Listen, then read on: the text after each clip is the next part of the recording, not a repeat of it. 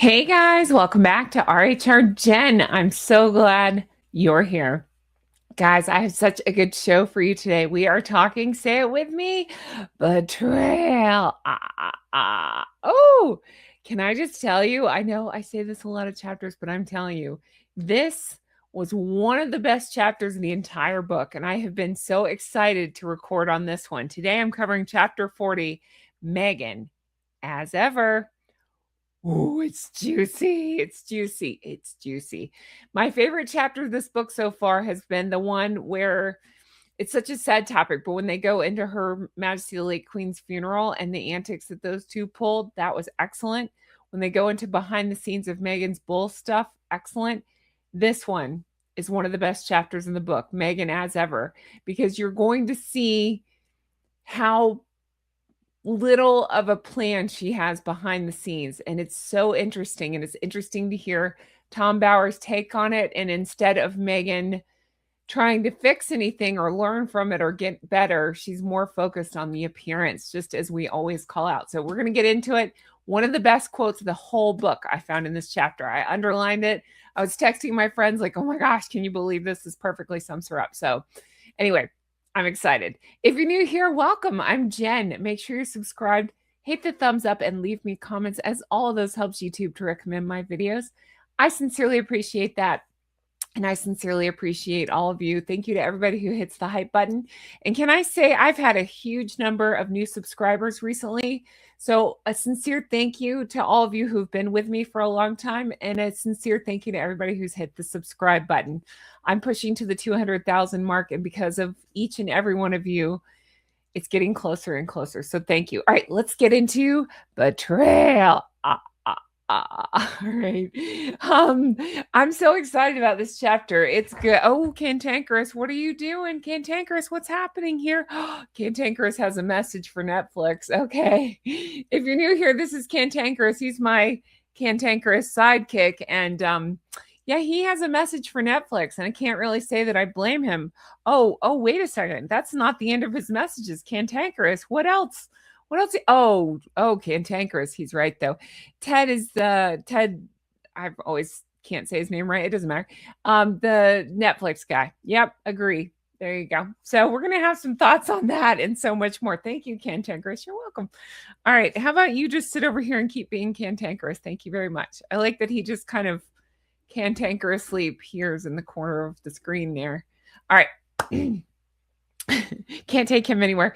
Let's talk Meghan as ever. So again, this is chapter 40, page 356. If you're trying to read along with me, I'd like to give you a chapter overview, and then I'm going to get into some of the the juicy stuff, because it is juicy. If you read no other, well, I say that there's only like the whole book is excellent. I have not hit a slow chapter yet, but there are a couple chapters that are outstanding, and this is one of them for me. So again, if you just read a couple chapters, make this one of the chapters that you read. And I am hearing people are able to get the book now on, what is it? Some people are saying they got it on Kindle. That's great. Some people are saying they found it on Spotify. I have no idea how Spotify works, so if you can find it, fantastic. And some people are saying they're getting it from their library. So check with their library if that's another way to get it. So get this book. It's excellent. All right, let's talk this chapter. So Bower is, okay, so the end of last chapter, last chapter was Vancouver. So this one picks up where Meghan had to scramble home. And I remember at the time, I think a lot of us were wondering, like, did Harry and Meghan get into a fight? Because they actually, if you remember, they looked like they were having some tense words at one of the outings or something in Vancouver. It looked like she had been yelling at Harry. And then when they saw this, the cameras, it was like, smile. So people were wondering if she raced home because the two of them had argued. But then I thought, that's so not like Meghan. If anything, Harry would race home and she'd stay and be the center of the show, right? But no, it sounds like everything was falling apart behind the scenes. So let's talk about it. So this picks up leaving Vancouver, headed home. And the title itself for this chapter is brilliant in that it's sarcastic, Meghan as ever, implying that despite all the rebranding, victim narratives, big promises, she remains exactly the same person she's always been, entitled, creatively hollow, whatever you want to use, shallow, whatever. All those, that's what she remains as ever. So this chapter focuses heavily on her attempt to become a lifestyle slash cooking guru. I'm making this face because if you watch the show, you understand why that's ridiculous. The long delayed Netflix show With Love, Meghan, portraying it as the ultimate example of style over substance, if you can even call it that, because there really wasn't style there, but there was definitely no substance.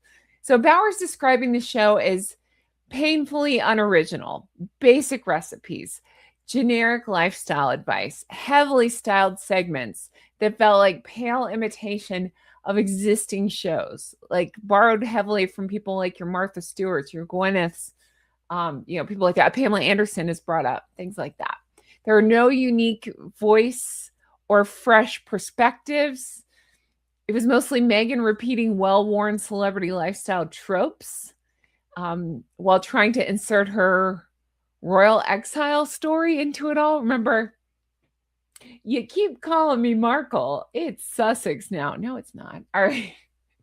When the show finally aired, the critics and viewers, of course, slammed it as bland, boring, and try hard. The negative reviews, public backlash. There were so many complaints, including recipes were way too basic. If you missed it, I had a wonderful chef on, Chef Matt. He's fantastic. He talks through the recipes and why. And he's such a nice guy, but he tried to do his best to improve it, but I don't think there's any saving those things. But anyway, go back and find my review. I tried to make the horrible show fun, so you can find that.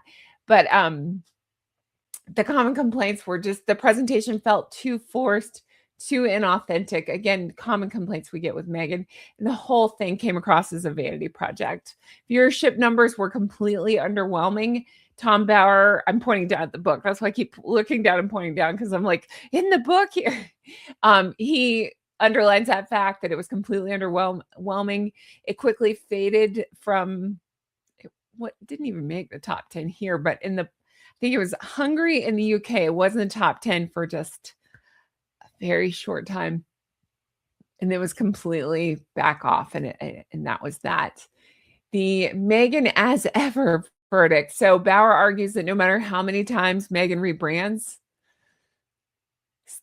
a la the TIG, lifestyle guru, activist, whatever she rebrands as, she always ends up in the same place, promising big things, no substance behind them. The chapter ties back to her royal days, the same pattern of entitlement, lack of follow through, reliance on image over any actual skills or creative abilities. The hypocrisies that I always like to talk about from this chapter seem to be preaching authenticity and living your truth.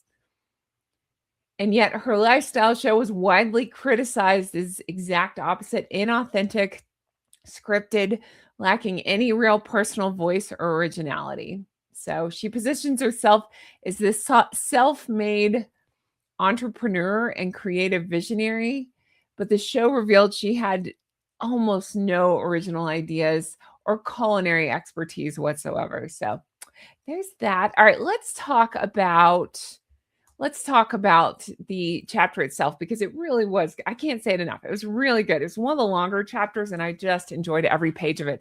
I wish it had been double in length. I could have read so much more because I really got into this one. And on pages I highlight things to talk about. This chapter, I just kept going, oh my God, this is so good. I'm going to start a little bit out of order because there is a line that is so powerful in this book. This is probably, I would say so far, one of my all-time favorite lines that Tom Bauer wrote, and it's in this chapter. And I want you to think about it when we're talking about Meghan Markle, because I always try to articulate this feeling, but I've never done it as well as Tom Bauer does in this chapter. You ready? Now he's talking about, of course, how she comes off on the show. So here you go. I always say she's an alien that's pretending to be a person and getting it a little bit wrong. So we always get this uncomfortable feeling from her. That's where, this is what I'm trying to explain. He says, quote, her super controlled narrative crushed any natural warmth. It's so simple, but it's so spot on. Her super controlled narrative crushed any natural warmth. That's it. That's the vibe we're all getting constantly. In real time, they're in Australia and we're getting these crazy pictures and we're all saying, "Oh, it just feels icky." And she's like making these faces and doing these things and it feels so contrived and controlled. And that's what it is. Her super controlled narrative crushed any natural warmth. That's what it was on the show. That's what I mean in everything. I don't know that she has any natural warmth. I'm not even trying to say that. I'm just saying that's what it is. She's so hyper focused on control and controlling everything. She can't just relax or just try to be. I just don't know if she has anything to offer, but if she does, it's covered up in the way she presents it in this controlled way. So I thought that was such a great point. He's so brilliant in the way he writes this stuff. All right, let's go back to the beginning of the chapter, and I'm just going to hit some of the highlights of this thing because there's a lot to talk about.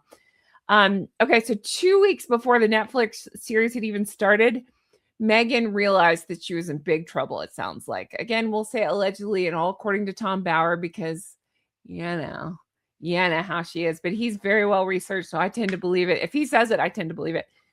And we've seen it. She scrambles a lot. It was American Riviera Orchard and then As Ever, and that happened last second, right?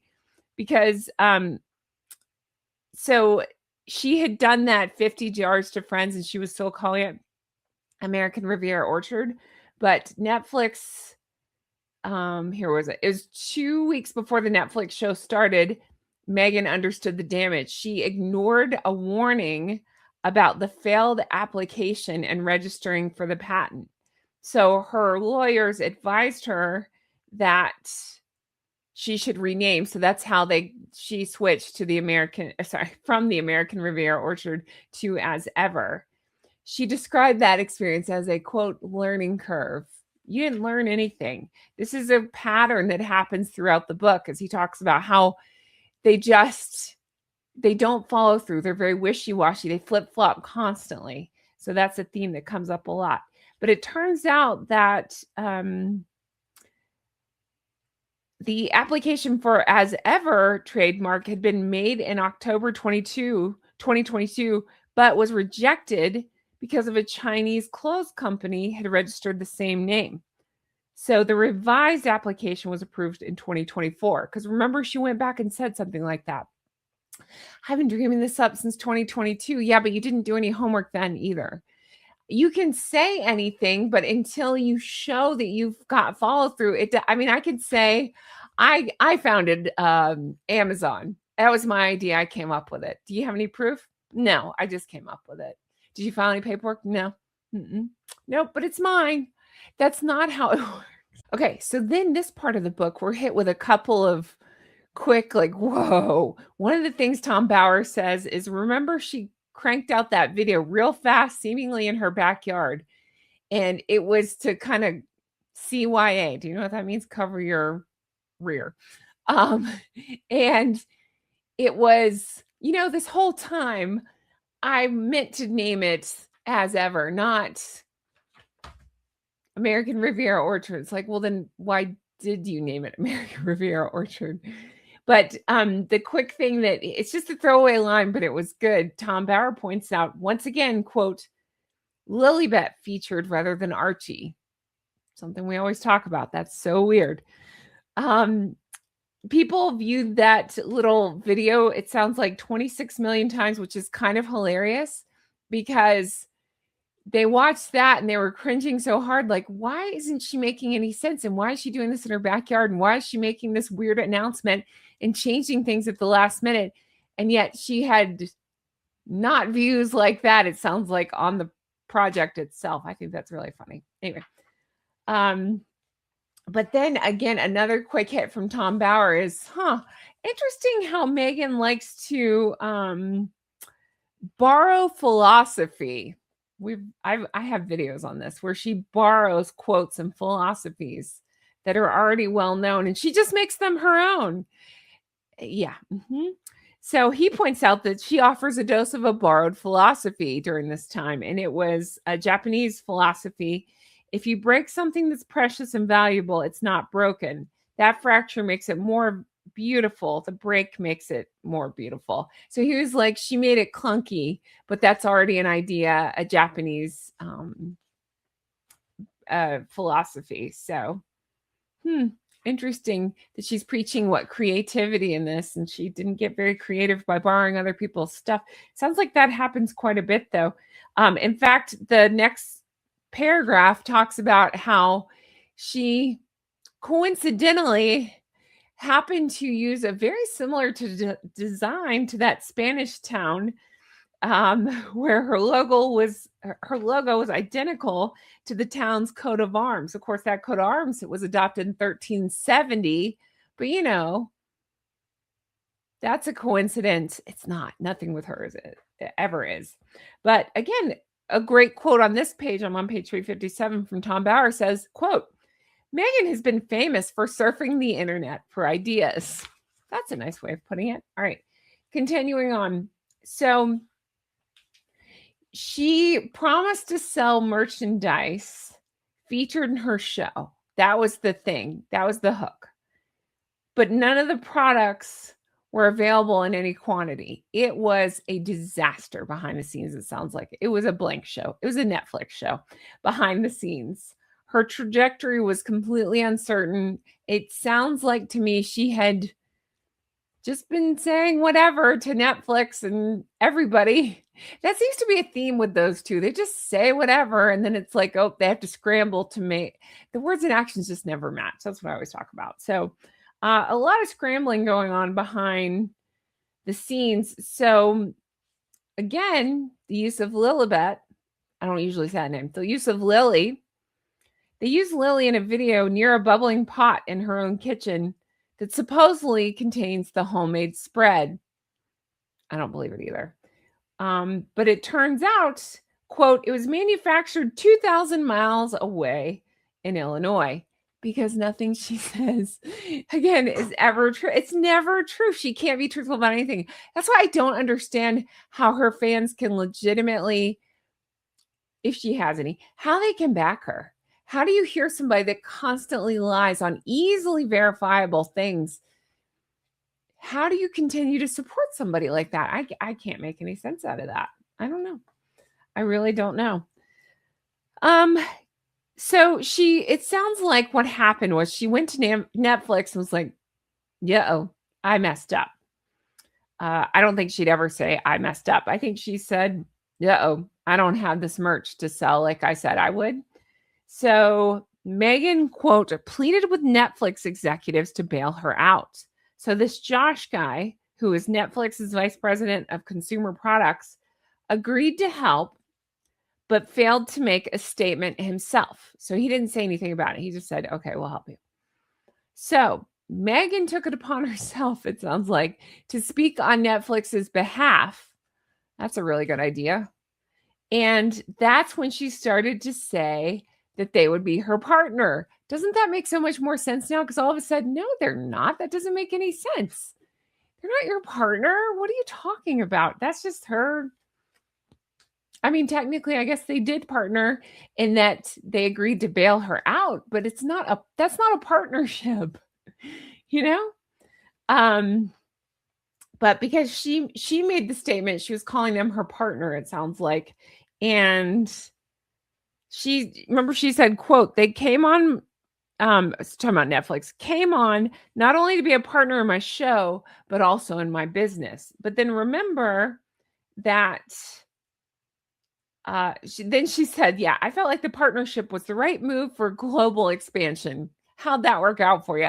Because when she left Netflix, when she was let go of Netflix by Netflix, she said it's because she wanted to go global. They're already a global company. Make that make sense. You can't. But it's just funny because all the details were ambiguous, and Netflix was like not having any part of it. It sounds like they didn't want to talk about it. They didn't want to deal with it. It was just like, what's happening? But it's Meghan's story. They're partners. Okay, great. So in Meghan's version, Netflix appeared to be committed to mass marketing all as ever products. And that's a direct quote because I want to underline Meghan's version. Meghan's version is never the truth, it sounds like. The cracks appeared soon after. Meghan's claim that her products, quote, would be sold through Netflix stores in Texas and Philadelphia, those were denied by Netflix. Netflix also refused to confirm the corporation would be manufacturing as ever products. So again, lying liars who lie. I don't understand. I'm sorry, I'm a broken record right now, but I don't understand how anybody can still be a Meghan fan. How can you follow somebody who lies this much? I don't understand. And I'll listen, I did PR for years. I get it. Companies, they bend the truth. They want to make the best look good. So even when dealing with company stuff, there's a little bit of creative leeway. That's not what this is. This is constant lying. This is making up stuff that's not happening, it sounds like to me. But Netflix also refused to confirm that they would be making as ever products. That's when she had contracted out to Snow Commerce. Now remember, that's the one, if you look up them, we're going to say that their reviews are not very good. They have criticism about customer service and about order fulfillment. And that seems to be a thing with Meghan's products too. Wickless candles, anybody? Okay. So at this point, it sounds like Meghan was really into some trouble behind the scenes from all of this. So she took on this woman. What's her name? Meredith Maines. I'm going to call her Maines from now on because that's what Bauer refers to, and I never remember her name, so it doesn't matter. Meredith Maines. She is where is she? A publicist who helped her get in with this crisis communications firm as well. So together they kind of came up with these plans. Just wait and think about how that as ever has done, and think about that. Sounds like Maines couldn't help her very much. All right, so Mains's idea was to play victim further. So she called it constant scrutiny of Meghan. Again, let's try to deflect from any valid criticisms that are coming at Meghan. Like, what are you talking about? What partnership? Can you give us detailed? Where's this stuff manufactured? Let's just ignore all that and deflect and play victim. So what did they do? They said it was racist. They said it was the Eastwards for trying to figure out her business stuff and to give any kind of criticisms or critiques. Can you imagine? I'm sorry, but I would find that so offensive if I'm anything. If you came at me and said, you know what, Jen, I hate your channel because you're a woman. That's offensive and horrible. Hate my channel because you hate my voice. Hate my channel because you hate my personality. That's just stupid to say you hate it because I'm a woman. Don't watch me then. It's fine. Not you guys, but you get what I'm saying? Like, so I just find that so stupid that you have such piss poor product and no planning behind the scenes that you're relying on calling people the Eastwards rather than actually doing some homework and having a good product. It just makes no sense. And you're setting women backwards. You're setting people of color backwards, people with valid complaints about things. No F's given, none. I just find her sickening. So this Maines person decided, well, let's go with the usuals. Let's go with our People magazines, our Us Weeklies, people. I can't even say publications. These rags that are typically nice to Meghan, let's hit back with them. So they did. And then they went with a couple of others. It sounds like to me under the guise that it would just be fluff pieces. He points out that, who was it? It was even like Fortune magazine, things like that should have been able to dive into what's your business about? Where is it manufactured? Can you answer some business questions? Nah, let's not get bogged down with that. Let's just say, go Meghan. Because otherwise she'll call you the Eastwards. That doesn't make any sense. Anyway, this is when they reached out to this. It's called Unlimited Partners. It's an expert in crisis management and communication. I don't think that worked out so well either because she still might need your services, it sounds like, because it's just been one disaster after another, and that show didn't work out. Anyway, okay, here we go. So the big crux of the problem was not only her lack of planning behind the scenes, it was just the overall that Meghan didn't understand. She didn't understand her identity. She didn't have a clear one. such as, was she Duchess of Sussex? Meghan Markle? Meghan Sussex? Because she even signed a message to Ukrainian politicians, Her Royal Highness. Remember when she said she wasn't going to do that? Yeah, she did that again. She was trying to simultaneously be a member of the royal family and also this swinging anti-royalist California girl. And so people are just scratching their heads like, what is this? What is this? So she posed for People magazine as a champion of home cooking. But again, completely unaware that she was trying to be this easygoing Meghan with love, Meghan. It doesn't make any sense because she's still wearing this couture clothing. She's wearing white in the kitchen, things that real people don't do, private jets, expensive restaurants, nannies, things like that. No idea what or who she is and who she's supposed to be marketing to. It was just a complete disaster. That's when on page 361, we get that best quote. I'm going to say it again because it's so good. Her super controlled narrative crushed any natural warmth. That's exactly it in a nutshell.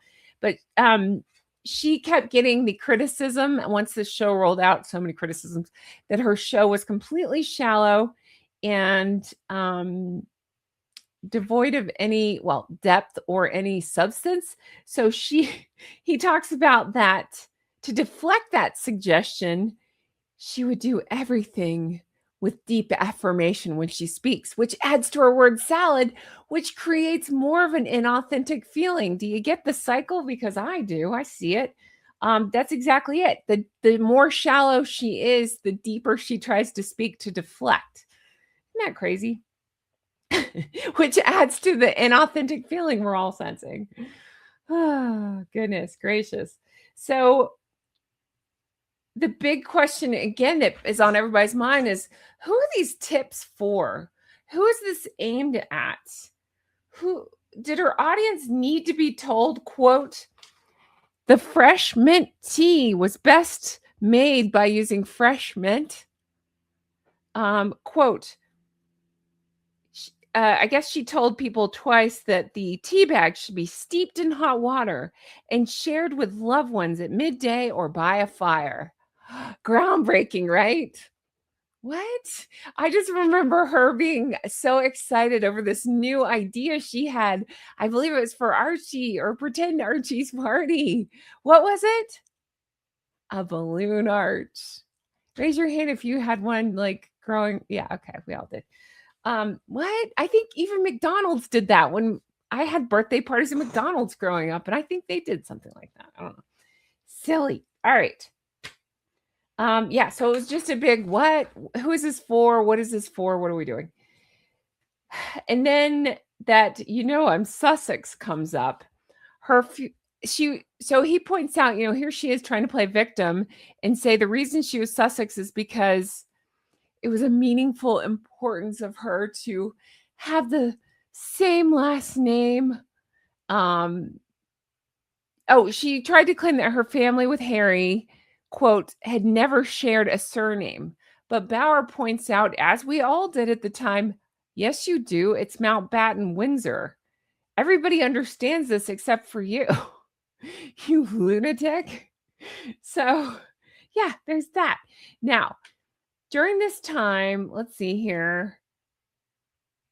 Yeah, so right before this, though, when she was in Nigeria and she was in Colombia and Harper's Bazaar and Time magazine had done reports on her, she said, and she went with Meghan Markle during that time. So again, I'm trying to make sense out of something that makes no sense. I get it, but just know that she doesn't even understand her own name or timelines whatsoever because she was still being reported on as, by her own reporter she brought with her, Meghan Markle. Okay. She just forgot. You know how you forget your name? What? Doesn't make any sense. Okay. So then the reviews, of course, for the show came in, and I'm not just talking about us that watched it. I want my life back. But just regular people that watched it. I'm talking about from the critics that are writing about it. And I mean, as you remember, they were hilariously panning the show. A lot of people were calling it, quote, an identity crisis. Agree. The Guardian, I didn't remember this. Apparently they called it pointless. That's pretty great. And let's see. Oh, one of my favorites. You ready? Quote. This was from a comment on Rotten Tomatoes. This is something Tom Bauer includes. Here we go. It was, quote, a gormless lifestyle filler, a waste of time, so boring I wanted to go into a coma, superficial and shallow. So boring I want to go into a coma. I don't know. It's really funny to me.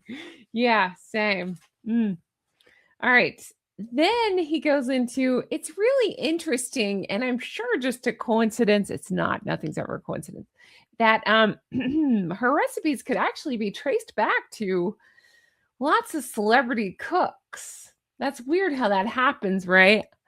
That they're traced back to celebrity cooks and TV shows even. So again, the viewers were pointing out that there were published food blogs where a lot of this stuff had been found, they believed, in particular Pamela Anderson's blogs. There's a well-known chef, Carla Hall. Did anybody watch Top Chef? I remember Carla on that. Remember? Hooty hoo! If you watch the show, you get that. If you don't, then I can't help you there. But she's a lovely lady. She's a lot of fun. I think she was pro those two at the beginning, but then switched. But she seems like a nice lady. I've seen her. I just liked her personality on Top Chef. I thought she was cute, and she's been on a lot of stuff. She's a Black lady. She's a chef. She's well known, and she has written books, including Cooking with Love. Well, at first, like I say, she was pro Harry and Meghan, but then after this, she came out swinging and said, no, I not only believe that you've heavily borrowed, putting it nicely, from other people, I think you took some of my stuff too. I think you heavily borrowed from some of my stuff too. So I thought that was juicy. Hall points out that she always encouraged her readers to cook with love, live with joy. Sound familiar? And that she has a heritage brand offering recipes to feed self-discovery, exploring who you are, manifesting your best life. And she just feels like that's a lot of stuff that Meghan took from her. So, what else? Oh, New York Post columnist wrote that it was costly vanity, meaning that the lifestyle pitched by Meghan, just again, it's meant to generate envy. I thought that was interesting. And then he says, quote, wisely during this time, Meghan disabled the comments on her Instagram page. Yeah, that sounds about right. Although, in fairness, I think they had been disabled for a while, because when she did that beach sand thing, I think they were disabled. But yeah, fair enough. So to counter the bad reviews, that PR team decided they would bombard her show with praise. So it sounds like they took to the web, just like we knew they would. I've talked about this in videos before.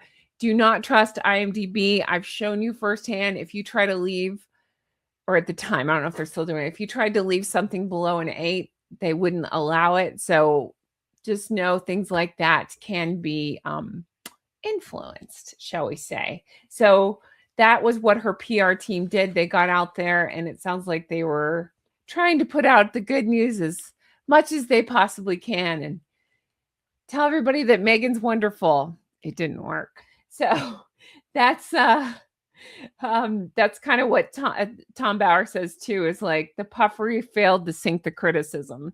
Now, this is another great line that I've underlined. I'm on page 364, and it says, this was according to Variety. It says, quote, the series, the magazine says, is made with a great deal of love, in the sense that the greatest love of all is the love that a person has for herself. That's amazing. All I can think of is the Whitney Houston song, "Oh, the greatest love of all." That's really funny. That's perfect. So, and then another great line from Tom Bauer is, it's funny how she is making this show with quote, while communicating solely through throw pillow adages about joy and hospitality. Isn't he great? He's brilliant. I love it. Let's see. And then Time Magazine said, quote, he's talking about he's talking about Harry and Meghan, quote, the more they, Harry and Meghan, say about themselves, the less real they seem. Agree completely. And then who was it? New York columnist said that, called it a money grab. She's more transactional now, talking about Meghan after this show. So yeah, it really, I mean, tanked whatever little bit of, I don't know if credibility is the right word, but I'm using it there. What little bit of whatever she had left, this show tanked it. And they were deemed to have, quote, failed in America. So then she goes on to do, which again, this is what I talked about in the last chapter, and I'm saying again, is anytime they get bad news, which is constantly, okay, so they do horrible things, it gets reported on, they get bad news. When that happens, and she scrambles to do something for attention to detract from the bad news, which creates more bad news. So it's a constant cycle.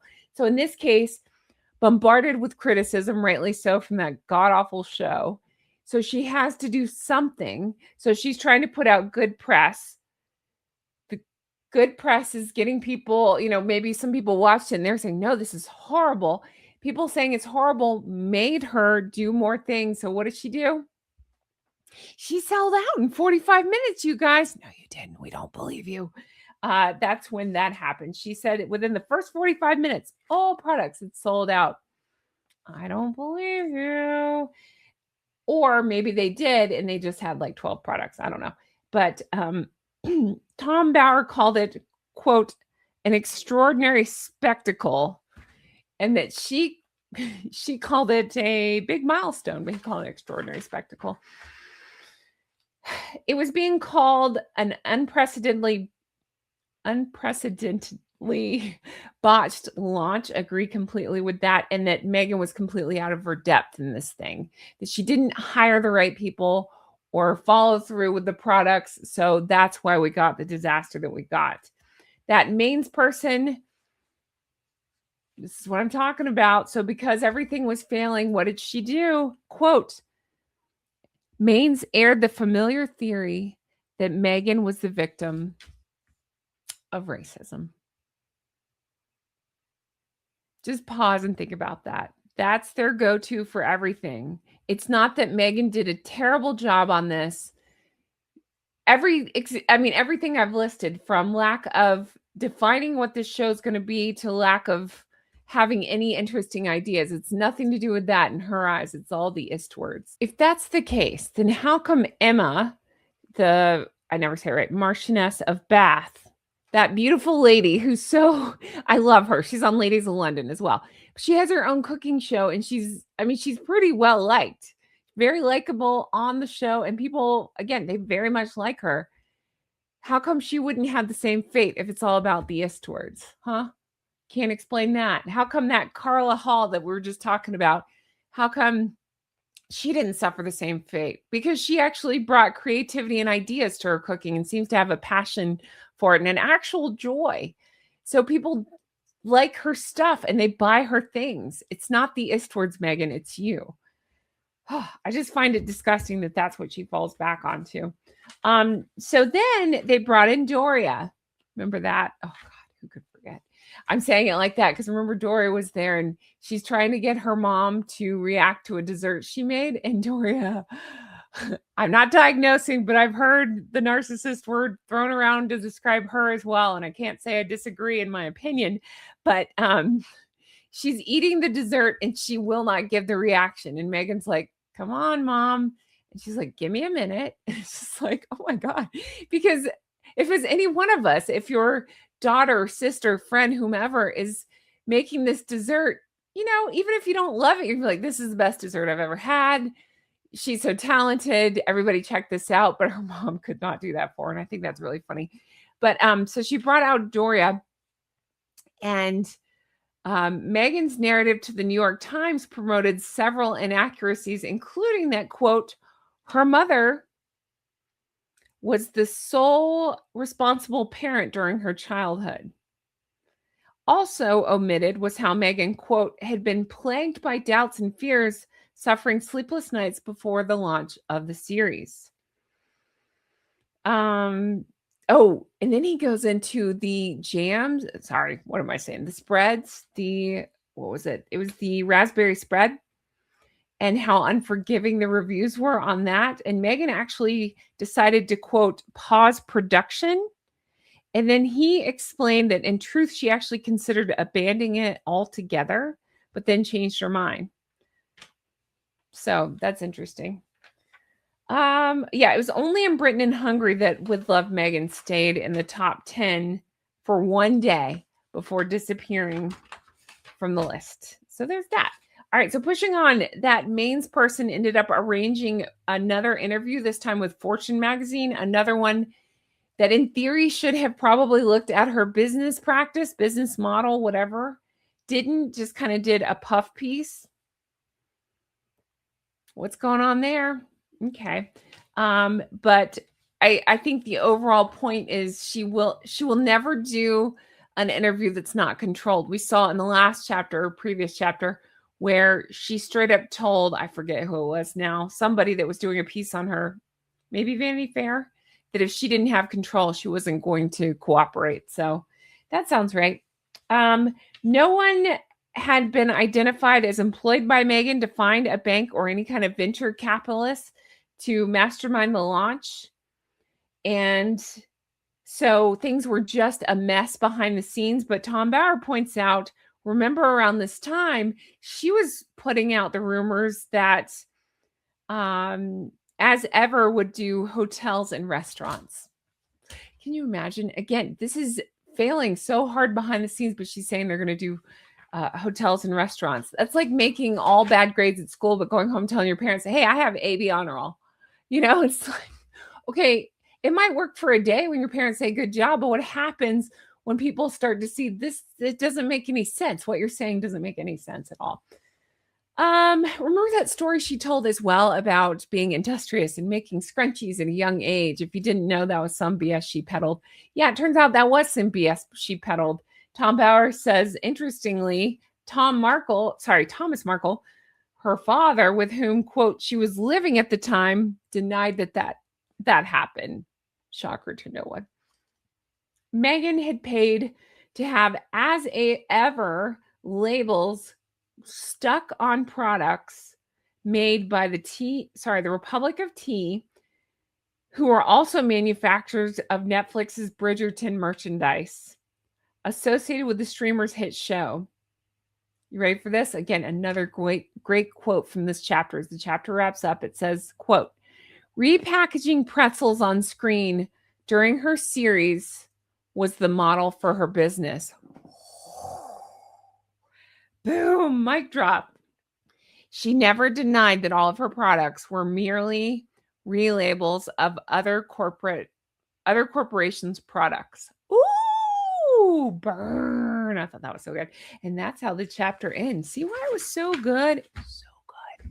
I love this chapter. You have to let me know your thoughts on this in the comments. Let me know what you think of all this. I'm going to read it one more time because I'm going to read two things. First of all, the review. So boring, I wanted to go into a coma. Hopefully you don't think of that of my show. And second of all, I want to remind you, wait for it. Here we go. Her super controlled narrative crushed any natural warmth. There you go. Mic drop. All right. That's going to do it for me, guys. Thank you so much for being here. I'm dying to read your comments on this one. That was very dramatic. Let me know in the comments below.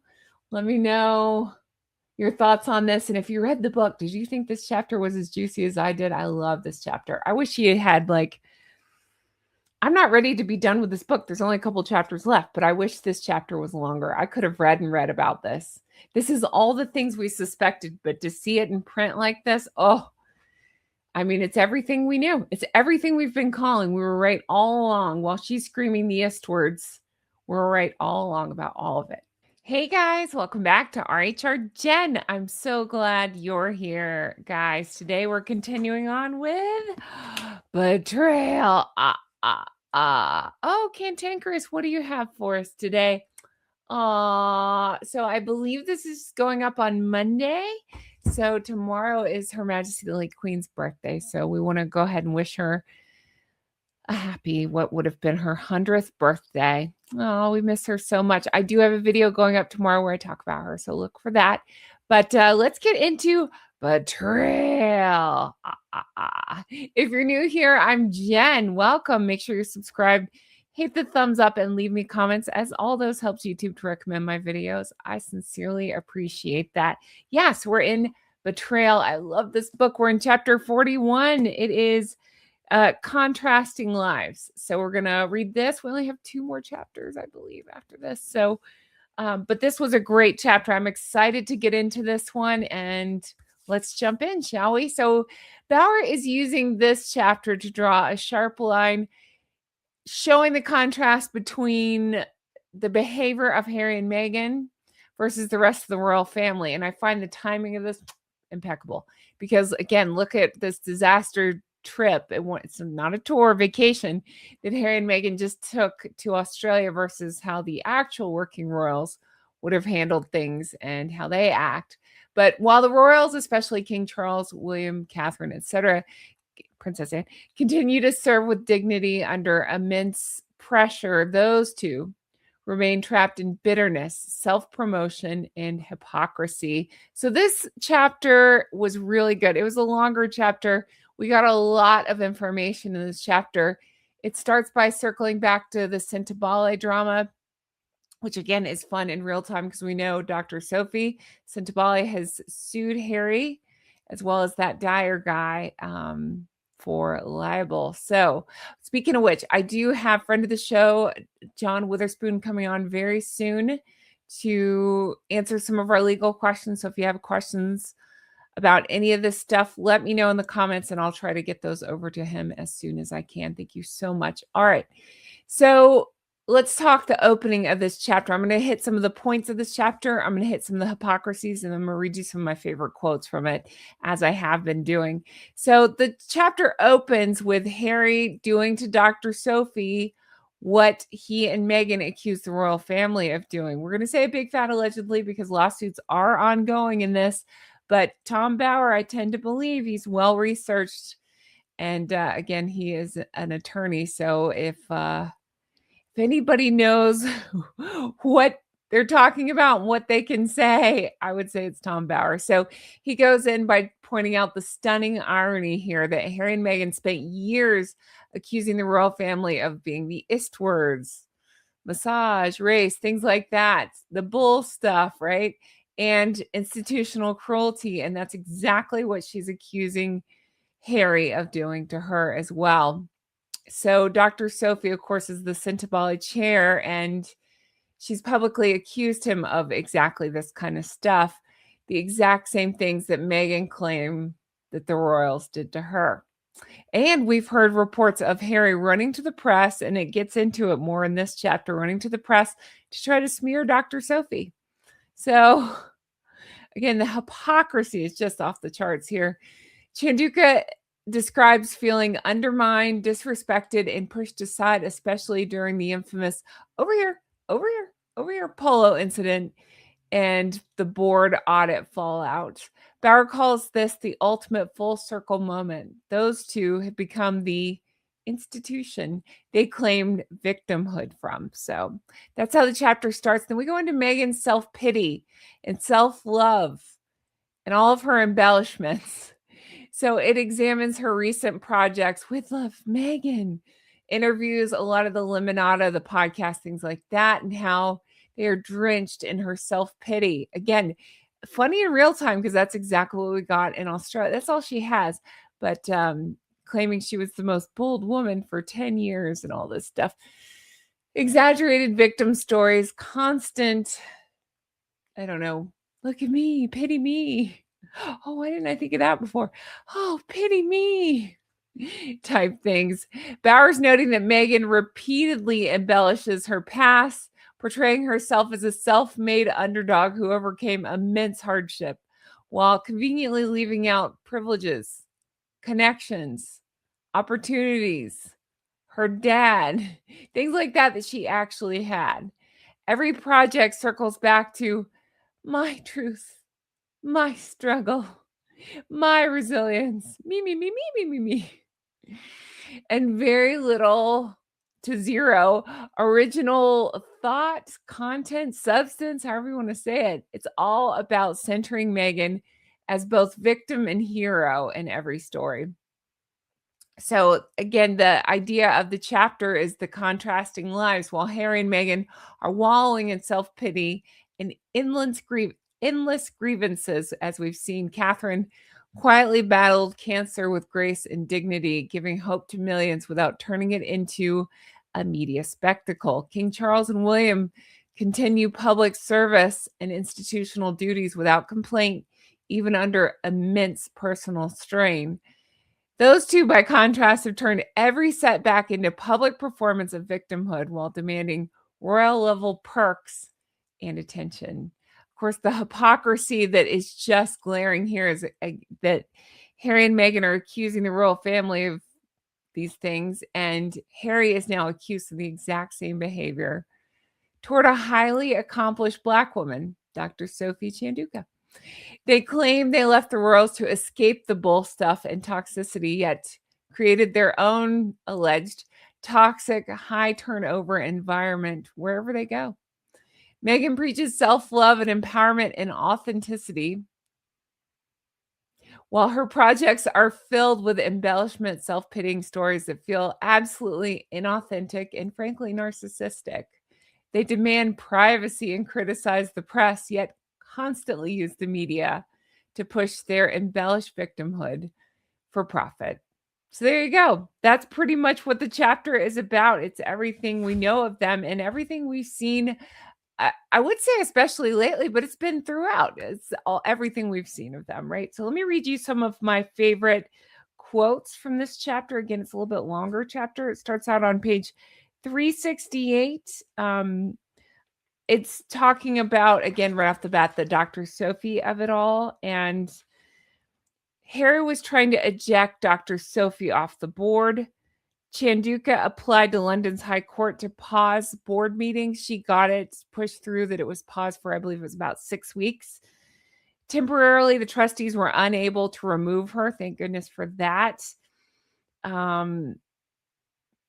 Harry ended up, according to Tom Bauer, he took on some pretty radical tactics after this, including outlining reasons for what he thought was his dismissal. He addressed it private and confidential, or the board of trustees did. And allegedly, he emailed it to all of Sintobali's staff. So it was leaked out.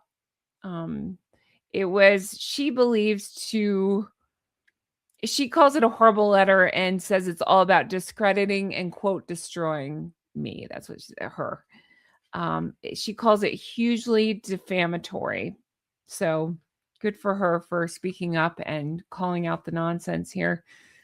Until then, the charity was able to keep some of the stuff under wraps, including Dr. Sophie's court proceedings. So again, I would say, think about that. Dr. Sophie's there trying, it sounds like to me, trying to do the right thing, trying to earn money for this charity and trying to keep it afloat and keep private the turmoil within.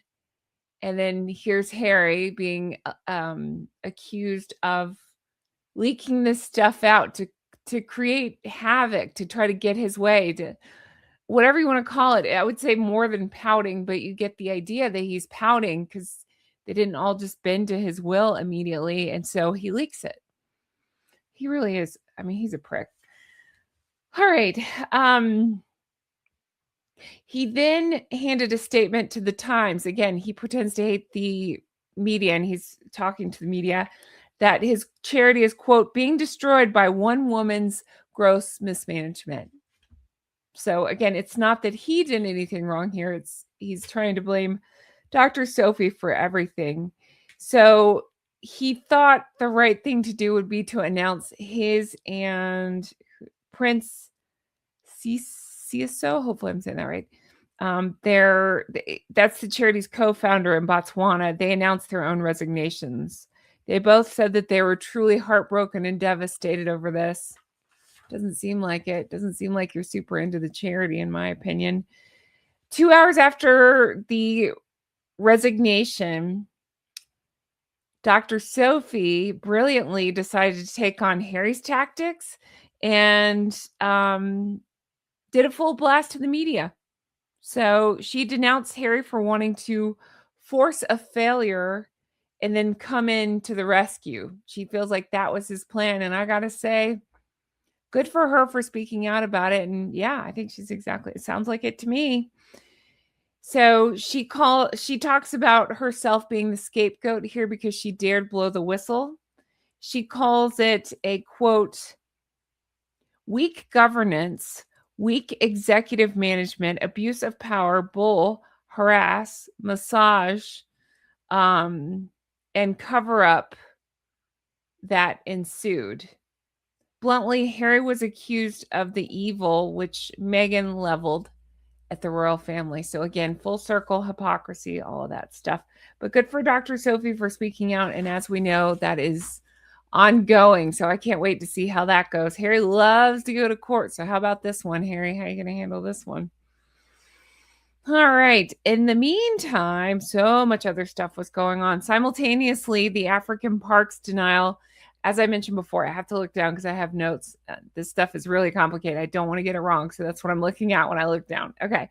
So at the meantime, Harry is trying to say, well, Harry and African parks are denying that there was bad stuff going on in the parks, but it was during this time that it was exposed that that's not true, that it was bad. And it sounds like that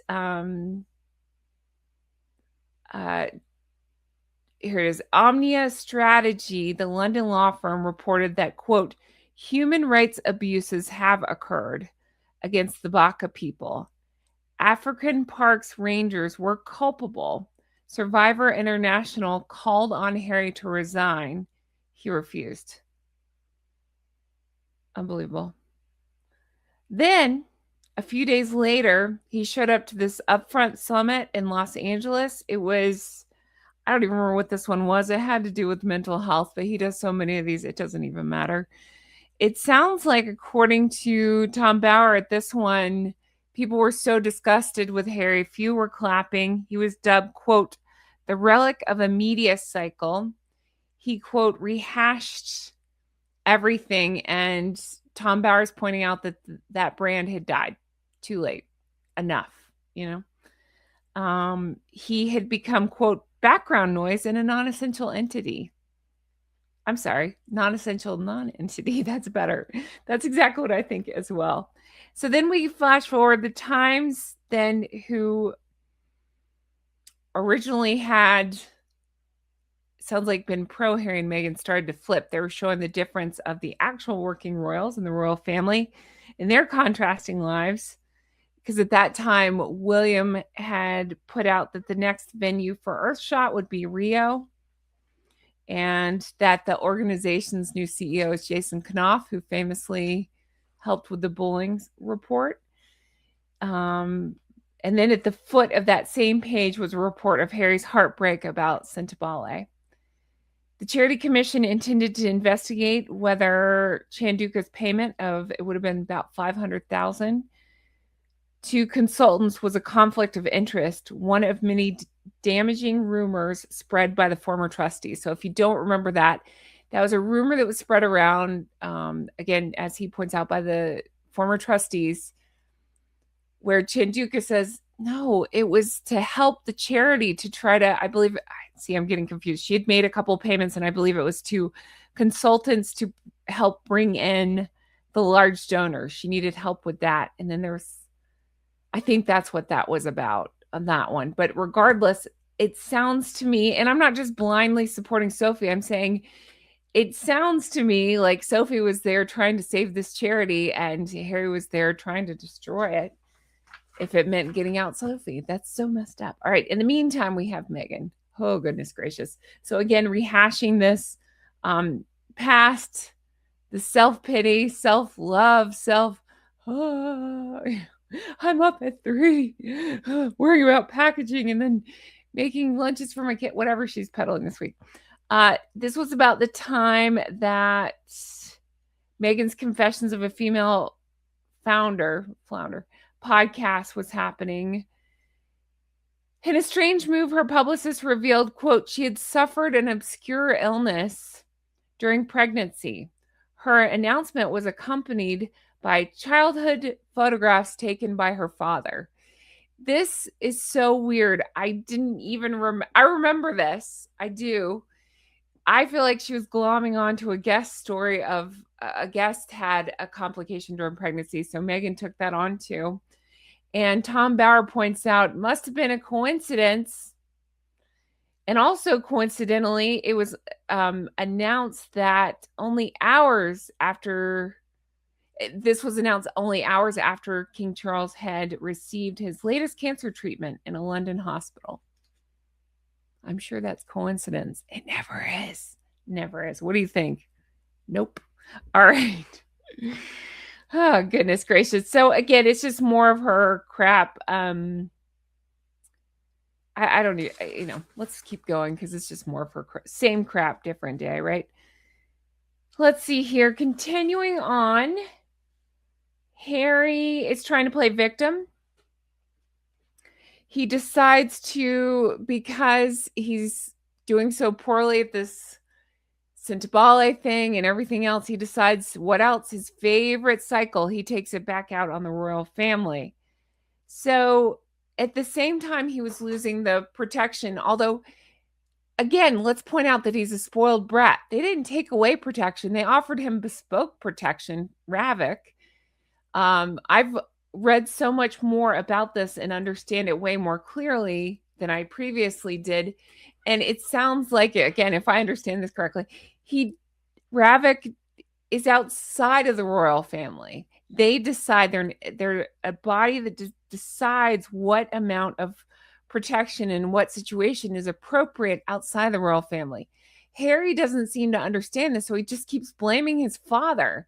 And the more he's losing cases and, things are out of control by his own doing, the more he's taking it out. And in my opinion, it's abuse. What he's doing to especially his father, but the royal family, all these attacks.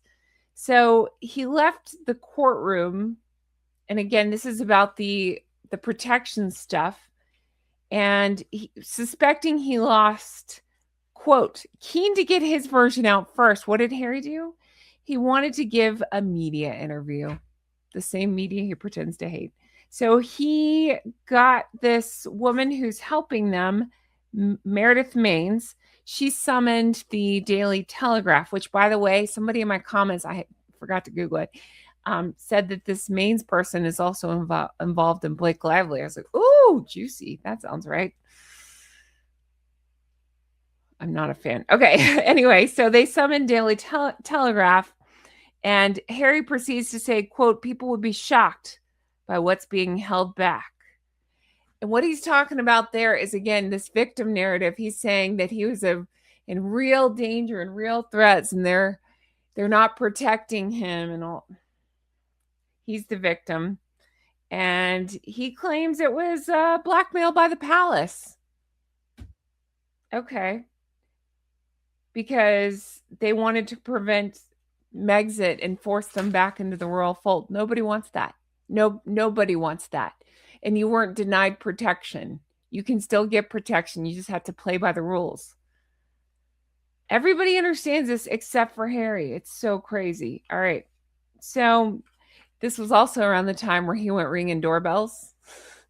Tom Bauer points out, he must have been lonely after losing court cases and,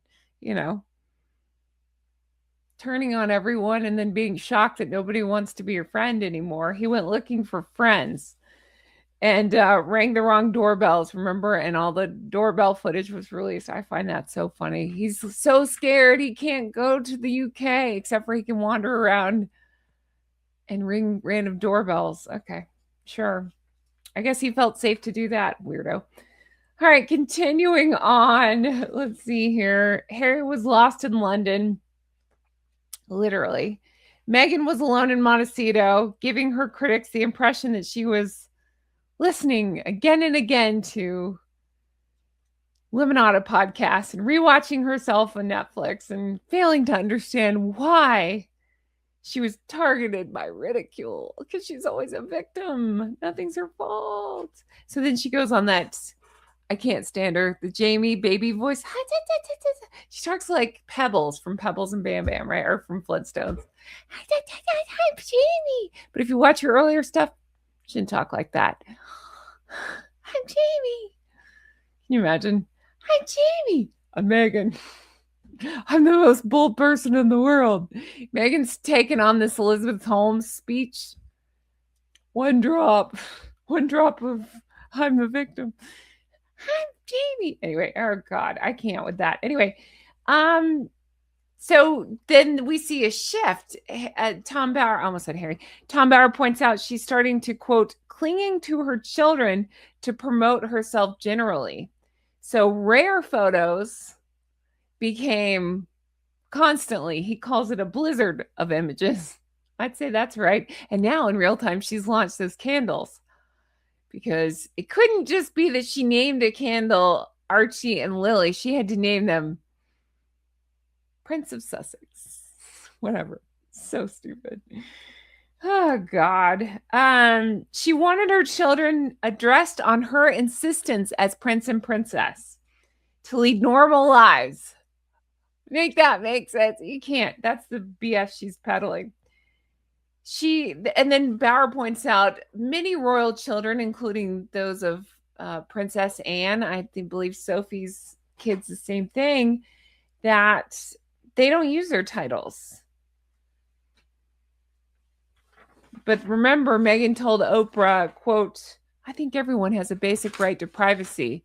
She doesn't seem to believe that with her own kids because she's showing them a lot and talking about them. So they're not being given that choice. Okay. Thomas Markle, in the meantime, is speaking out saying, and Meghan is not spontaneous. Everything she says is, quote, pre-planned and rehearsed. I know when she's faking it for the cameras. She's trying hard to be perfect. She tenses up every time the camera's on her. I was like, yes, you go, Thomas Markle. That's right. Tell him. And that's exactly it. And as I pointed out in an earlier chapter, one of my favorite lines from this whole book came from, now I'm going to get it wrong and I don't have it in front of me. Basically, I'm paraphrasing. Meghan comes off as completely robotic because she's so busy trying to control everything. So she does not come off as genuine at all. I would say that's putting it nicely. All right, continuing on. Same time. Remember that weird episode of Beyonce's mom popped up after the fact? I didn't even listen to that one. I listened to her, what was it, that podcast, Female Founder. I listened and recapped them. You can definitely go back and watch those if you want. But I never listened to the Beyonce mom one because it's Tina Knowles is her name, because it came out so much later. And I was like, well, this is weird. And I never got around to it and whatever. Well, according to Tom Bauer, what happened there is she sat down with her at the same time as everybody else, but allegedly everybody knew it was such a big fat flop that Meghan was so flat in this one. I'm trying to find exactly how he posted it. I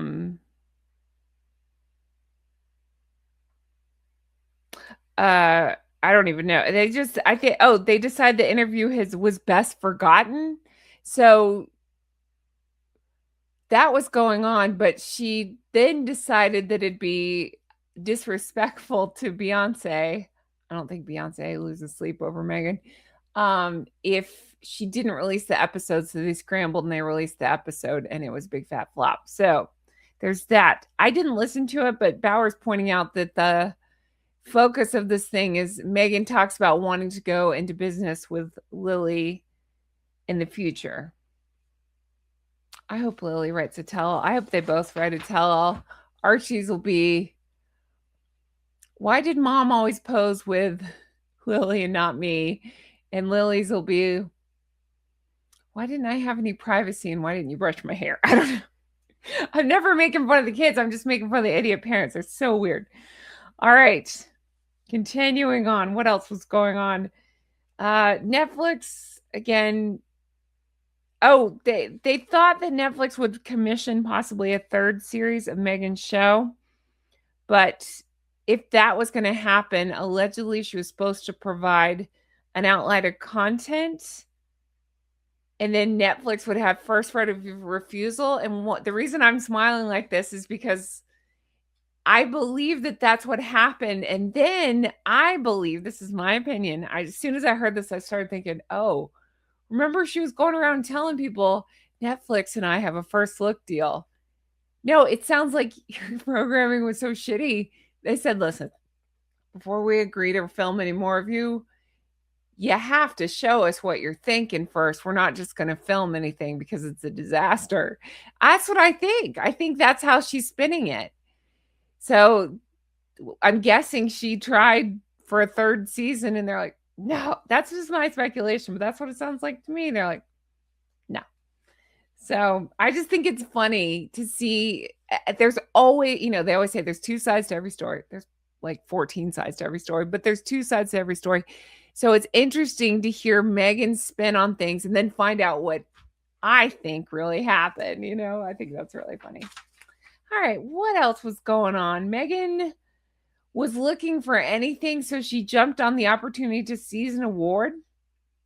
And the award in question here is Time Magazine's 100 Summit. Now, what's funny is she agreed to go to this thing. That was the one in New York where she was dressed in beige. I know that's not anything, but she was barging in front of Harry. Again, that happens all the time. But it was straight out of the car, and she was just like manically smiling and elbowing him out of the way and rushing up, remember? Well, what's funny about this is they point out she was dying to be there to be interviewed, but Time didn't even present her with any kind of award. She was not listed among the magazine's most influential, and Time slammed With Love Meghan under the headline, quote, a royal prime on entertaining that couldn't be more boring. So that was going on, and yet she still agreed to be interviewed. They said that's a sign of how desperate things were for her. And this is where she needed a 4-car convoy, 2 police cars, 1 for their bodyguards, and their own SUV. So that was in April of 2025, I believe. All right. What's funny is they've still continued to fall further, in my opinion, than that. Think about this Australia disaster. Ew. All right. Continuing on. Let's see here. So Catherine had posted a video of Louis on his 7th birthday running around Anmer Hall in Sandringham. So hours later, what happens? Meghan posts Instagram of herself kissing Harry. So then the British newspapers published a photo of baby Louis, or little Louis, with his 2 front teeth missing, sitting on a tree stump in a field of bluebells. So that's what prompted Meghan to do we got to get back because Archie, because the tooth fairy is going to come for little Archie. It's because Prince Louis had been featured in this photo hours before. She's such a psycho.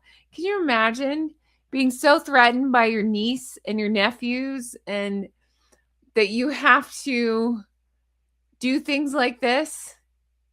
You have to make up stories about, we have to be back home for the tooth fairy. No, it's because they weren't receiving an award, it sounds like.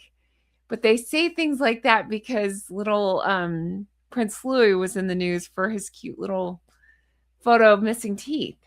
That is some psycho stuff. Imagine any kid and their aunts or uncles are trying to compete with them for a battle of attention. That is absolutely pathetic. Everything they do is pathetic, but that is absolutely pathetic. It really is. Nothing new. It's just completely pathetic. I just want to point that out. All right. Let's see. Continuing on. Again, a birthday photo of Charlotte. So what does Meghan do? She posts photos of Harry and the kids in the garden. So we're just about to go through this. It's almost Prince Louis's birthday, and then it'll be Princess Charlotte's birthday, and I believe William and Catherine's anniversary. So she will be doing lots of things, I'm sure, to try to get attention for herself. But remember, they claim through their pal Plastic Man, they don't do things like that. They said that in one of those stupid books that he wrote. And I said at the time, I said, I've done whole videos, at least one I know of. I think I did more than one, where I show they absolutely do that. We all have brains. We know they do that. And if Plastic Man's saying they don't do that, then they definitely do that. Let's see here. Harry's still whining about protection. I don't care. I'm moving on from that. Oh, this is where we get he's blaming a good old-fashioned establishment stitch-up. Remember that? For losing in court. That's for the protection thing. He lost in court, so he blamed that and says, it's really quite sad that I won't be able to show my children my homeland. I mean, again, shall we visit the places that they've been and talk safety numbers? Okay, great. Sure. The climax to this was Harry's accusation, quote, that the king was entirely to blame. Again, Harry doesn't understand anything, so he irrationally blames his father. He was clearly confused. Initially, he demanded that his father should interfere, but finally lamented that his father had not. Unbelievable. Except for that it's totally believable. Then he was worried that he could be banished from Britain altogether. And I'm thinking, wouldn't that be delicious? He put out a statement that said, there's no point to fight anymore. Life is precious. And then with calculated heartlessness, he added, quote, I don't know how much longer my father has. It's absolutely sickening. So again, it's allegedly, but it sounds like he hadn't spoken to King Charles. He's just putting this out knowing that it would put out speculation over Charles's health and things like that. I find it so revolting and sickening. And again, he's using the press that he pretends to hate, and he's taking jabs at his father, and it's private health matters. And he's out there talking about stuff like this. Ugh. Absolutely sickening. It was so bad that the palace ended up putting out their own report. It posted its own statement saying, quote, all of these issues have been examined repeatedly and meticulously by the courts, with the same conclusion reached on every occasion. So there you go. Well, I mean, again, Harry's so stupid. He doesn't understand that it's him and not the world against him. 9 days after this, Meghan posted a picture of herself with her 2 kids marketing Mother's Day. In a move surely designed to irritate the palace, they were captioned Prince and Princess. And I think that's funny because, again, in real time, we have these Prince and Princess candles coming out.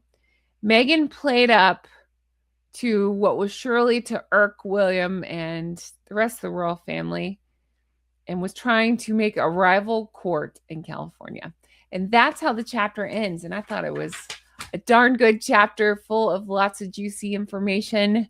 Hey guys, welcome back to RHR Jen. I'm so glad you're here. Guys, I have such a good show for you. We are talking, say it with me, Betrayal.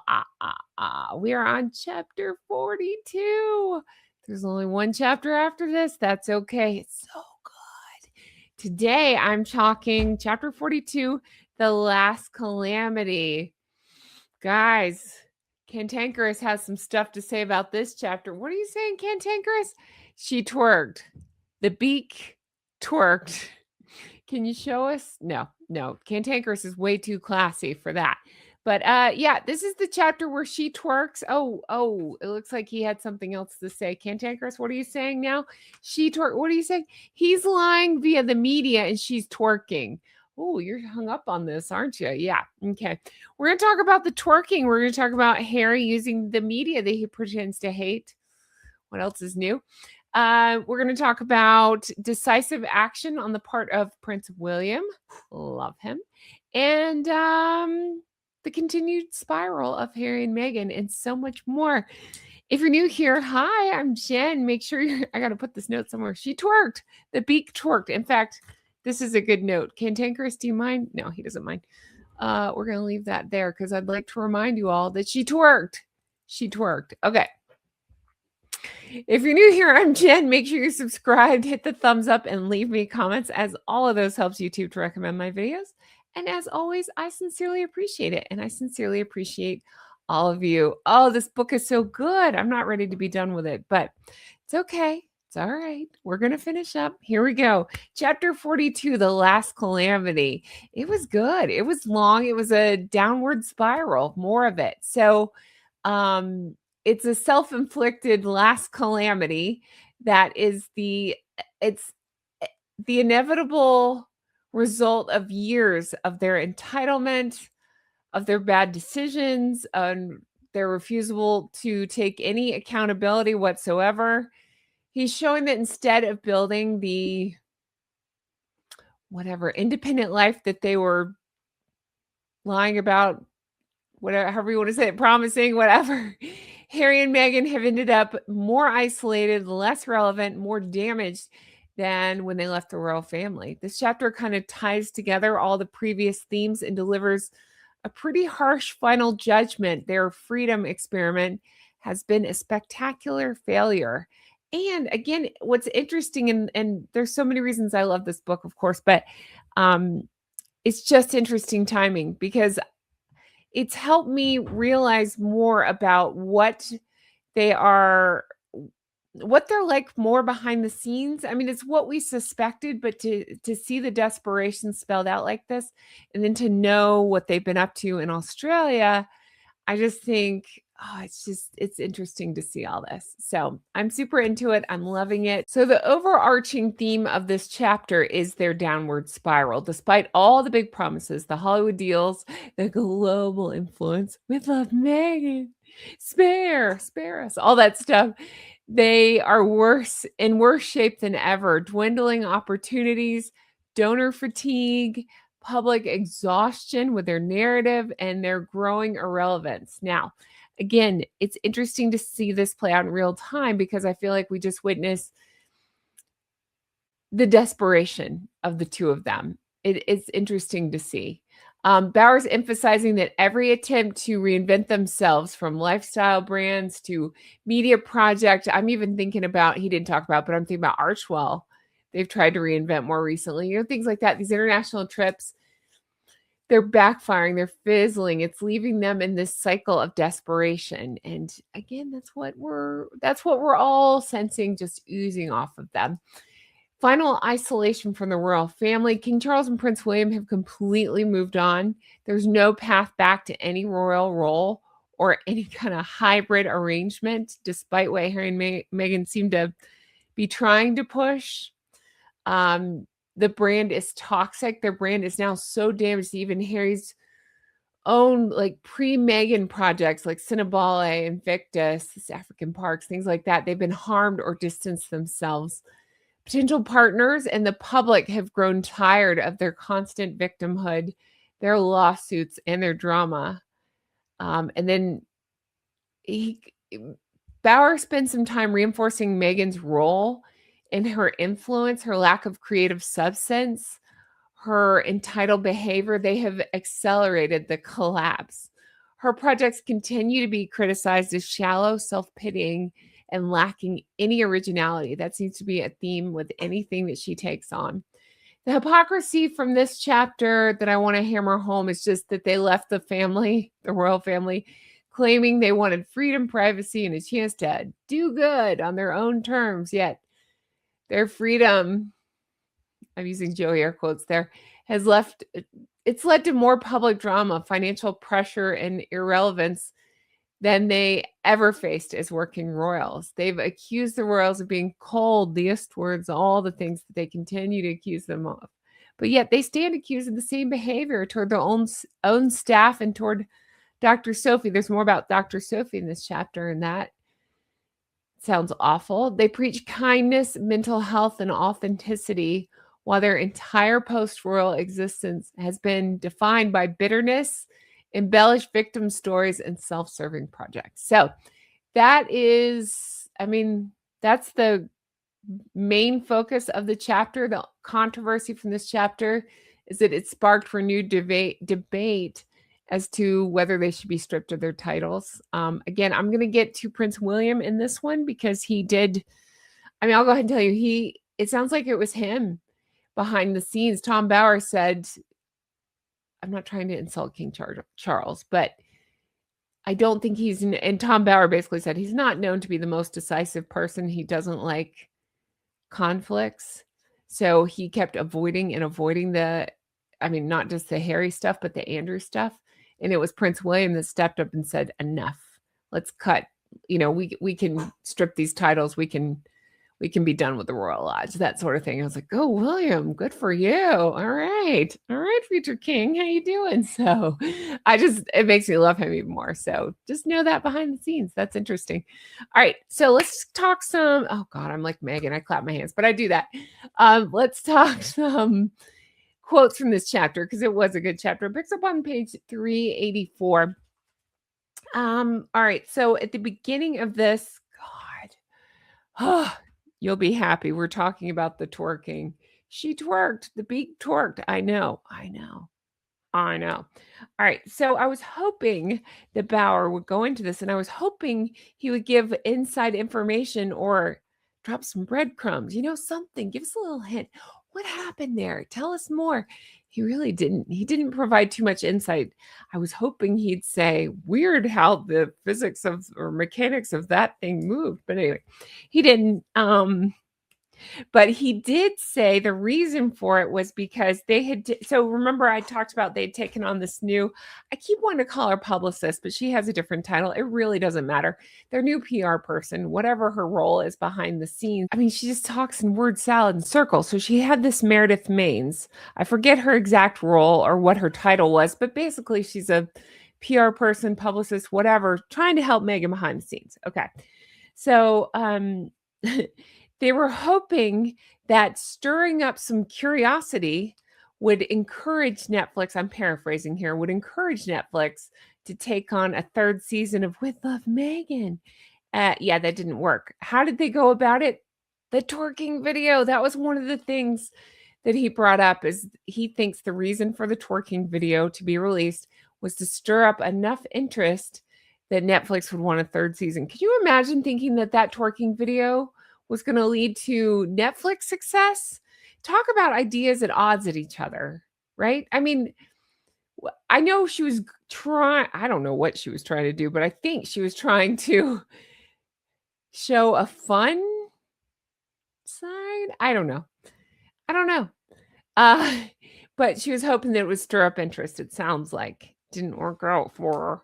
What else? She had posted, the baby mama dance. Here's the quote from this chapter. Quote, it had been recorded on a hospital delivery room in 2021 when the heavily pregnant Meghan had apparently been trying to induce Lily's birth. Harry slinked in and out of view, pressing his groin close to the lens. In the background, was the delivery chair. Gross. Within 24 hours, the video had been viewed 20 million times. You have to be authentic. Meghan would tell Ermagerd, if you're new here, that's how I say her name. Her name is Emma Greed, but it looks like it's spelled Ermagerd. And there's an online thing that goes, Ermagerd. That's what I think of when I think of her. Anyway, so she was trying to sell this as making her interesting enough to have more Netflix. I don't know. Who cares? So many people were like, what? This is horrible. This is her saying that twerking marked her. So it was her 8th return since 2020 to social media. Quote, it was a great way to get my voice back. Twerking was? It's my space and my channel of joy. Guys, she used joy in reference to the twerking. Joy. Okay, sure. So there was a bunch of comments, as you can imagine. There was only a few in the minority, bots, maybe, I don't know, that were praising Meghan's humor. The rest of us with brains and common sense and above a third grade education, no offense to third graders, but I'm saying the mediocre mafia, they called it, quote, scarcely believable, cringeworthy, and embarrassing. That's putting it nicely, I would say. Yeah, they didn't understand why and how posting this video 4 years after the fact would be in any way advantageous. And it doesn't sound like it was, because it didn't work. Okay. So because of this, I don't even like talking about the guy. So Bozo, her friend Bozo, you know who I'm talking about. Her friend Bozo went online and just did the thing that they do. It's the same thing her followers do. When people give criticism, I would say justifying criticism, such as, that's gross. Why are you twerking? What's going on? Why would you share this private video? Who's this for? That kind of stuff. Well, Bozo claps back and says things like, quote, this isn't normal criticism. It's psychological torture designed to break someone's spirit. What are you talking about? And so my handwritten note on this is, what they accuse others of is what they actually do. I'd always heard that about narcissists, is ask them about their previous relationships and how they describe their partners, and how their partner supposedly hurt them is actually what they've done to the partner. So I would say that very much seems to apply here. It's what they claim was done to them. Oh, it's awful. Is what they're doing to other people. Again, accusing people of psychological torture is laughable, because that's all Harry and Meghan seem to want to do, especially when it's aimed at the royal family. So, yeah. Oh, and then to further play victim, Bozo said, quote, her only crime was falling in love with a prince. Okay. She fell in love with what she thought was his bank account. And then she realized, oh shit, that's not anything. So yeah, you still in love with that prince, are you, Meghan? I'm sure you are. Yeah, me too. Again, as always, if I look down, I'm looking at my notes. I just get the heebie-jeebies from these two. I really do. All right, continuing on. All right, so at the same time, King Charles not doing so well. So he was going through a lot behind the scenes, but he made a point to visit Canada to open Parliament. It was the first monarch to do so since 1957. So he, this was a big deal for him. Well, Hasnaballs, who pretends to hate the media. I cannot underline that enough. This whole chapter goes into, again, he's pretending to hate the media, but he worked with this reporter and that reporter, and he did this and that. And it's always with the press. So those two are the biggest hypocrites in the whole world. So again, here he is working to try to overshadow his father's visit to Canada. He delivered a speech, and it sounds like they said, quote, he rambled about his familiar troubles and advocated that young people should be allowed to lead the world, before instantly contradicting himself to say, I think the longer we're on planet Earth, the more experience we have. What? So I guess people were like, what? What are you talking about? And he talked for 45 minutes, it sounds like. Tom Bauer said 45 minutes. And that people were looking at their phones and exchanging exasperated looks. I would think a 5-minute speech would be exasperating to sit through with him. I really would. Okay. Also during this time, do you remember those was it pictures? I think it was. Let's see. Yeah. That emerged of Harry's people with the king's secretary, I believe it was. And it was it was on a balcony. Do you remember that? I do. And we were like, what's going on? It was overlooking Green Park. I love Green Park. If you haven't been to London, oh, I love Green Park so much. It's so beautiful. Okay. So yeah, Royal Overseas League Club. They met up overlooking Green Park. Also present was Harry's publicist, Liam McGuire. It doesn't matter. Anyway, a bunch of people were there. Well, shocker to no one. Guess which I'm trying to fill in the blank nicely. Fill in the blank. Who's afraid of the media? Every click takes me back. That one. Guess who leaked it? I'll give you a hint. It was Harry. Harry leaked it. Okay. I'm going to say, according to Tom Bauer. Okay, ready?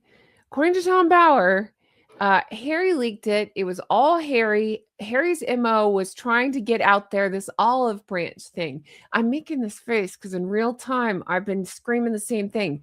I can't prove it, but I'm telling you, my gut tells me it's Harry. Well, it's Harry and others that are leaking this, trying to spin this tale of, oh yeah, King Charles sent them to Australia to test a comeback. No, he did not.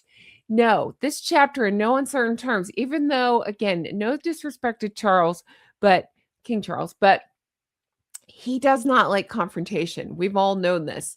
Prince William, he ain't scared. So Prince William, every time King starts to go like, oh, maybe I should talk to Harry, Prince William's like, knock that off. And so I love William so much. So there's no way the royal family is talking about or was using this as a testing ground. I'm just telling you, I already was 100% sure. Reading this, I'm 1,000% sure. There's just no way. But anyway, so Harry's leaking left and right and all over the place. That's what he does.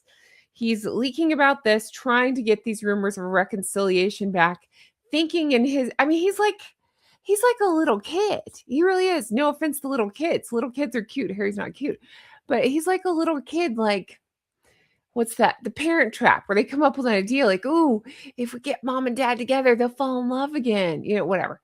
So this is like, oh, if I leak out that King Pa needs me, then he'll need me again and I can come back or whatever. We can be half in, half out. I don't even know what he wants at this point.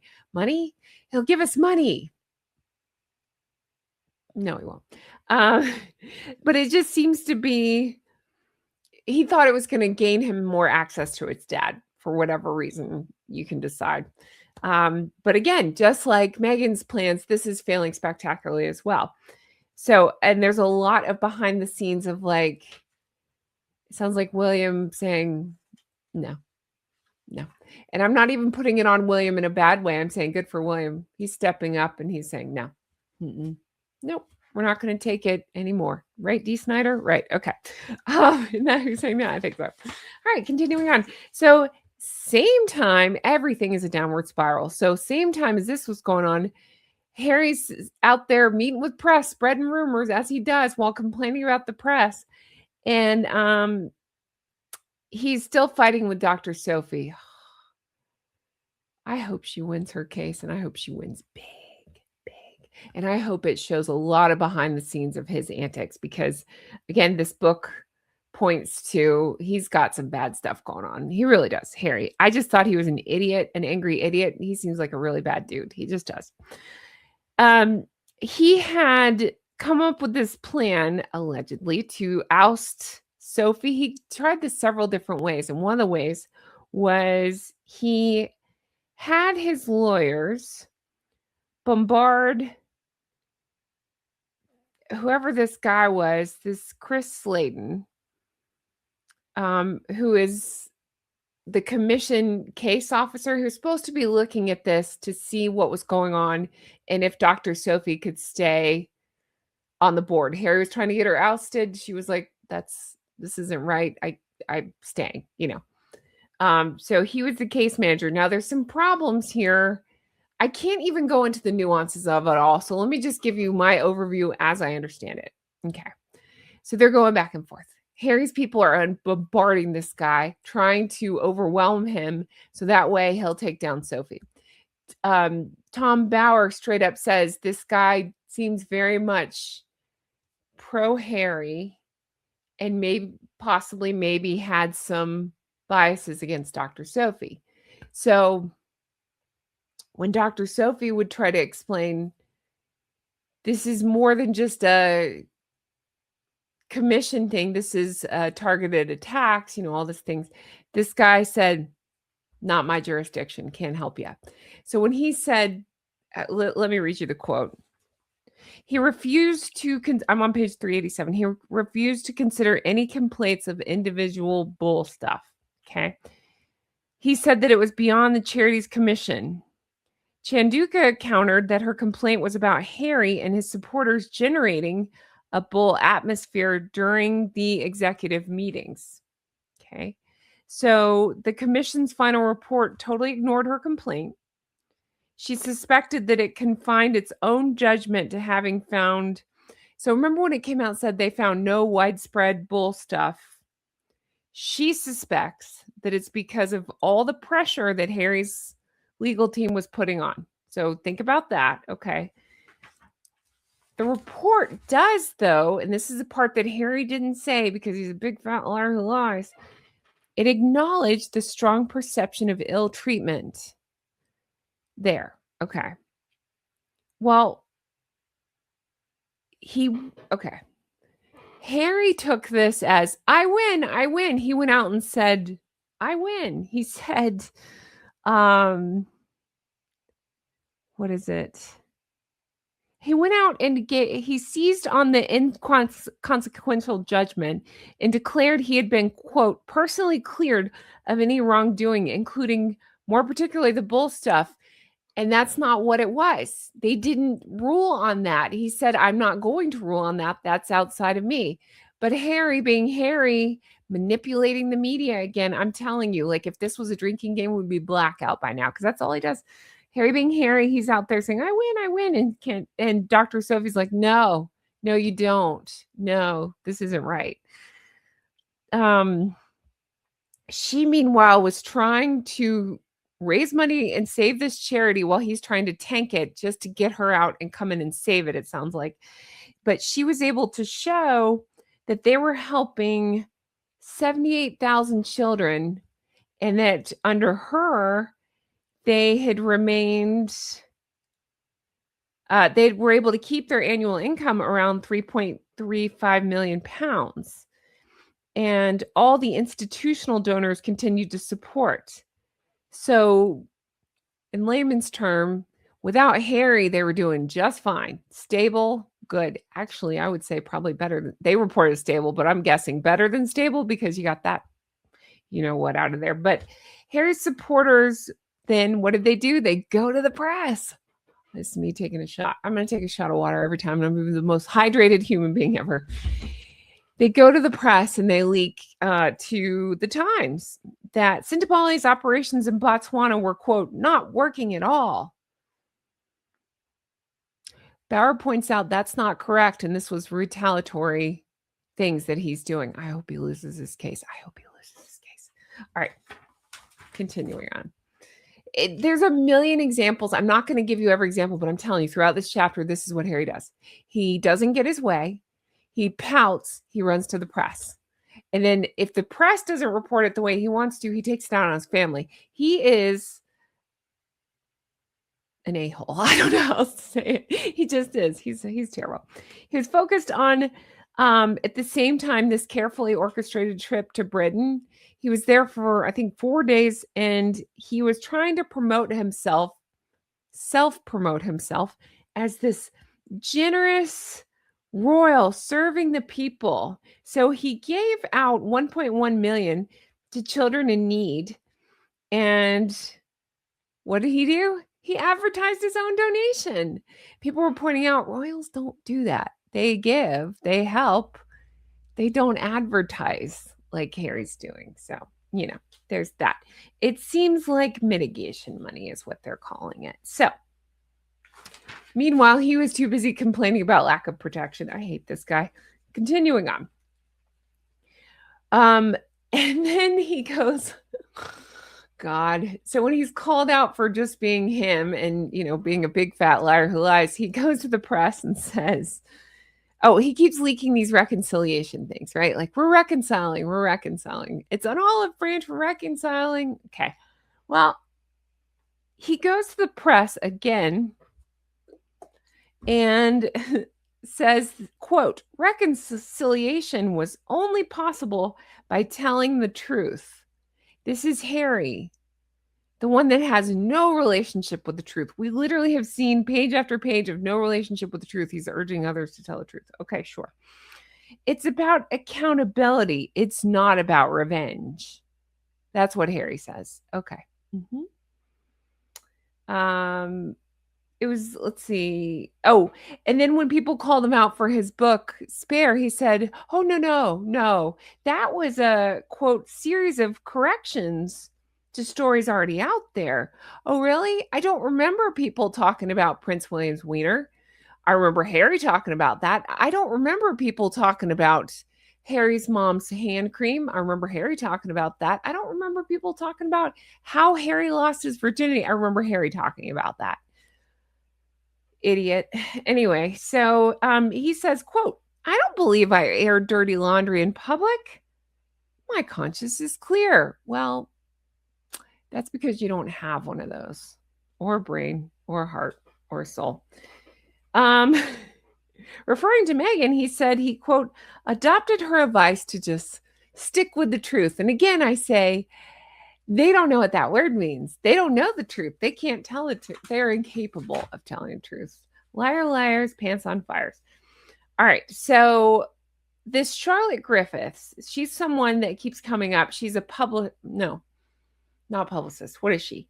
She is a reporter that had reported things like Harry and Charles are reconciling. They're getting together. It's almost like Harry was feeding this stuff to her and she was just reporting it. That's what it sounds like to me. Oh, and then she went and called Prince of Wales lazy. Do you know who calls Prince of Wales lazy? I'll tell you who. Meghan does. And want to know how I know? Because that is one of the things that came out in Plastic Man's book. So, you know, Meghan had a hand in that, even if she forgot. And that's something that the bots a lot of times say. Yeah. Mm-hmm. They spread this around because, again, what Harry and Meghan are, they accuse other people of. So they are lazy. We've seen that. And so they accuse Prince William of that. So, yeah. Yeah, that was going in. That was going on. And this woman was reporting on it. And she was also trying to report on that there was going to be a reconciliation. It's in Harry's best interest to have that story out there because he thinks it will keep the royal connection and he'll make money. That's what I think. Let's see here. Okay. Enter Prince William. Love him. Okay. So he's reiterating that reconciliation with Harry is completely out of the question. He had, it sounds like, they didn't say he was directly behind it, but common sense, it sounds like he was behind Buckingham Palace courtier dampening Harry's expectations on one visit, or he ended up putting out, okay, the palace ended up putting out that one visit it doesn't mean what Harry's trying to spin that it's meaning.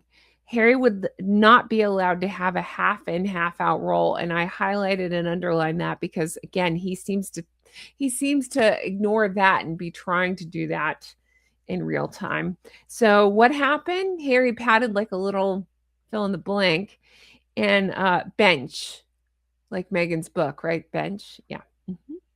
And he blamed the men in gray suits because when he doesn't know who else to blame, and he's used up blaming his family a lot lately, and he's used up blaming the media, he blames the men in gray suits. Sure. Okay. Meantime, we got old Maggie Poo over there. Maggie Poo, Tom Bower's going into, well, she can't call it jam at this point. It's too runny, so spread it is. Spread's not going well.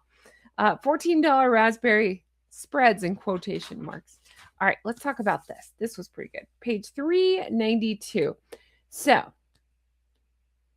there's this Meghan quote here. Do you remember this quote? Meghan had said, I don't even know where it was. I don't care. It was one of her stupid speeches. She said, quote, I think there's a lot of value when you anchor into your own knowing.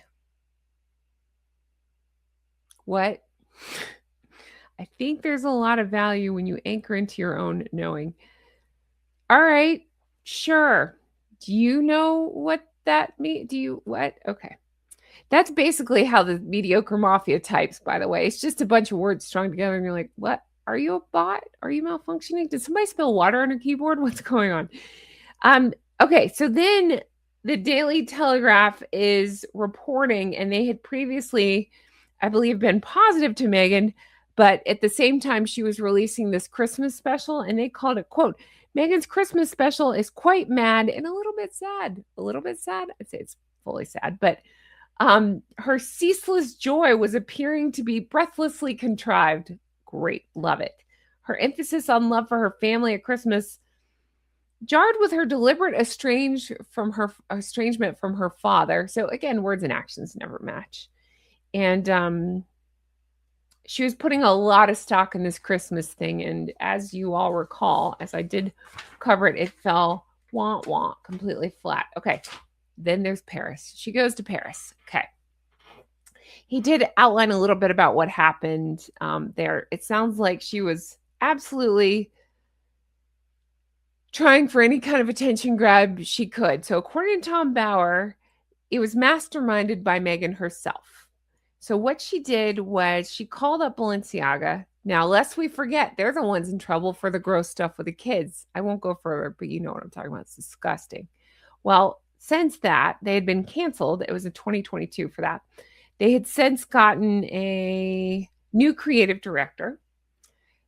I don't even know how to say that name. It doesn't matter. Who had previously been employed by Valentino. Well, Meghan wore some of his stuff. And Tom Bauer called them costumes, which I think is funny. She'd worn some of this guy's costumes. Okay. So she calls him up with a suggestion and says, listen, you pay for my expenses. I'll make a surprise entrance at your show. Well, again, having been through the disgustingness, he needed some attention on the brand. So he thought, all right, fine, done. He thought she would bring in some publicity and he'll pay her expenses. So it ended up being, again, what was it, a weekend? Is that what we decided? Something like that. How much do you think he paid? What do you think? What do you think he paid? Ready? $250,000. $250,000. So there you go. Meghan's expenses and yeah. So she secretly arrived on October 4th at the Plaza, I never say it right, Anthony Hotel. Her room was $22,000 a night. It was a 4-bedroom suite. None of these symbols photographers around the hotel knew where she was heading as she walked through the lobby. She was wearing the Balenciaga, that white outfit. Okay. He talks about, so he was going to this show and Anna Wintour was already there and seated. And so Meghan shows up literally with seconds to spare. It was kind of a weird entrance. A lot of people pointed out because it was all about her making a royal entrance. Not royal, but you get the idea. But then he points out, I forgot about this. We love Kristen Scott Thomas. She's great. She, remember, appeared to turn sharply away as Meghan started to speak to her. A video posted of Meghan laughing after a model slipped on the runway made its way around. I have that. You can find that. A lot of her mediocre mafia were coming out saying, no, she wasn't laughing at that. Yes, she was. Tom Bauer talks about it too. So the lady slipped. She laughed. And and then remember, she was being all weird and had her feet up on the seat as they were driving back to the hotel in a limousine and passing the site of the Diana tragedy. Okay.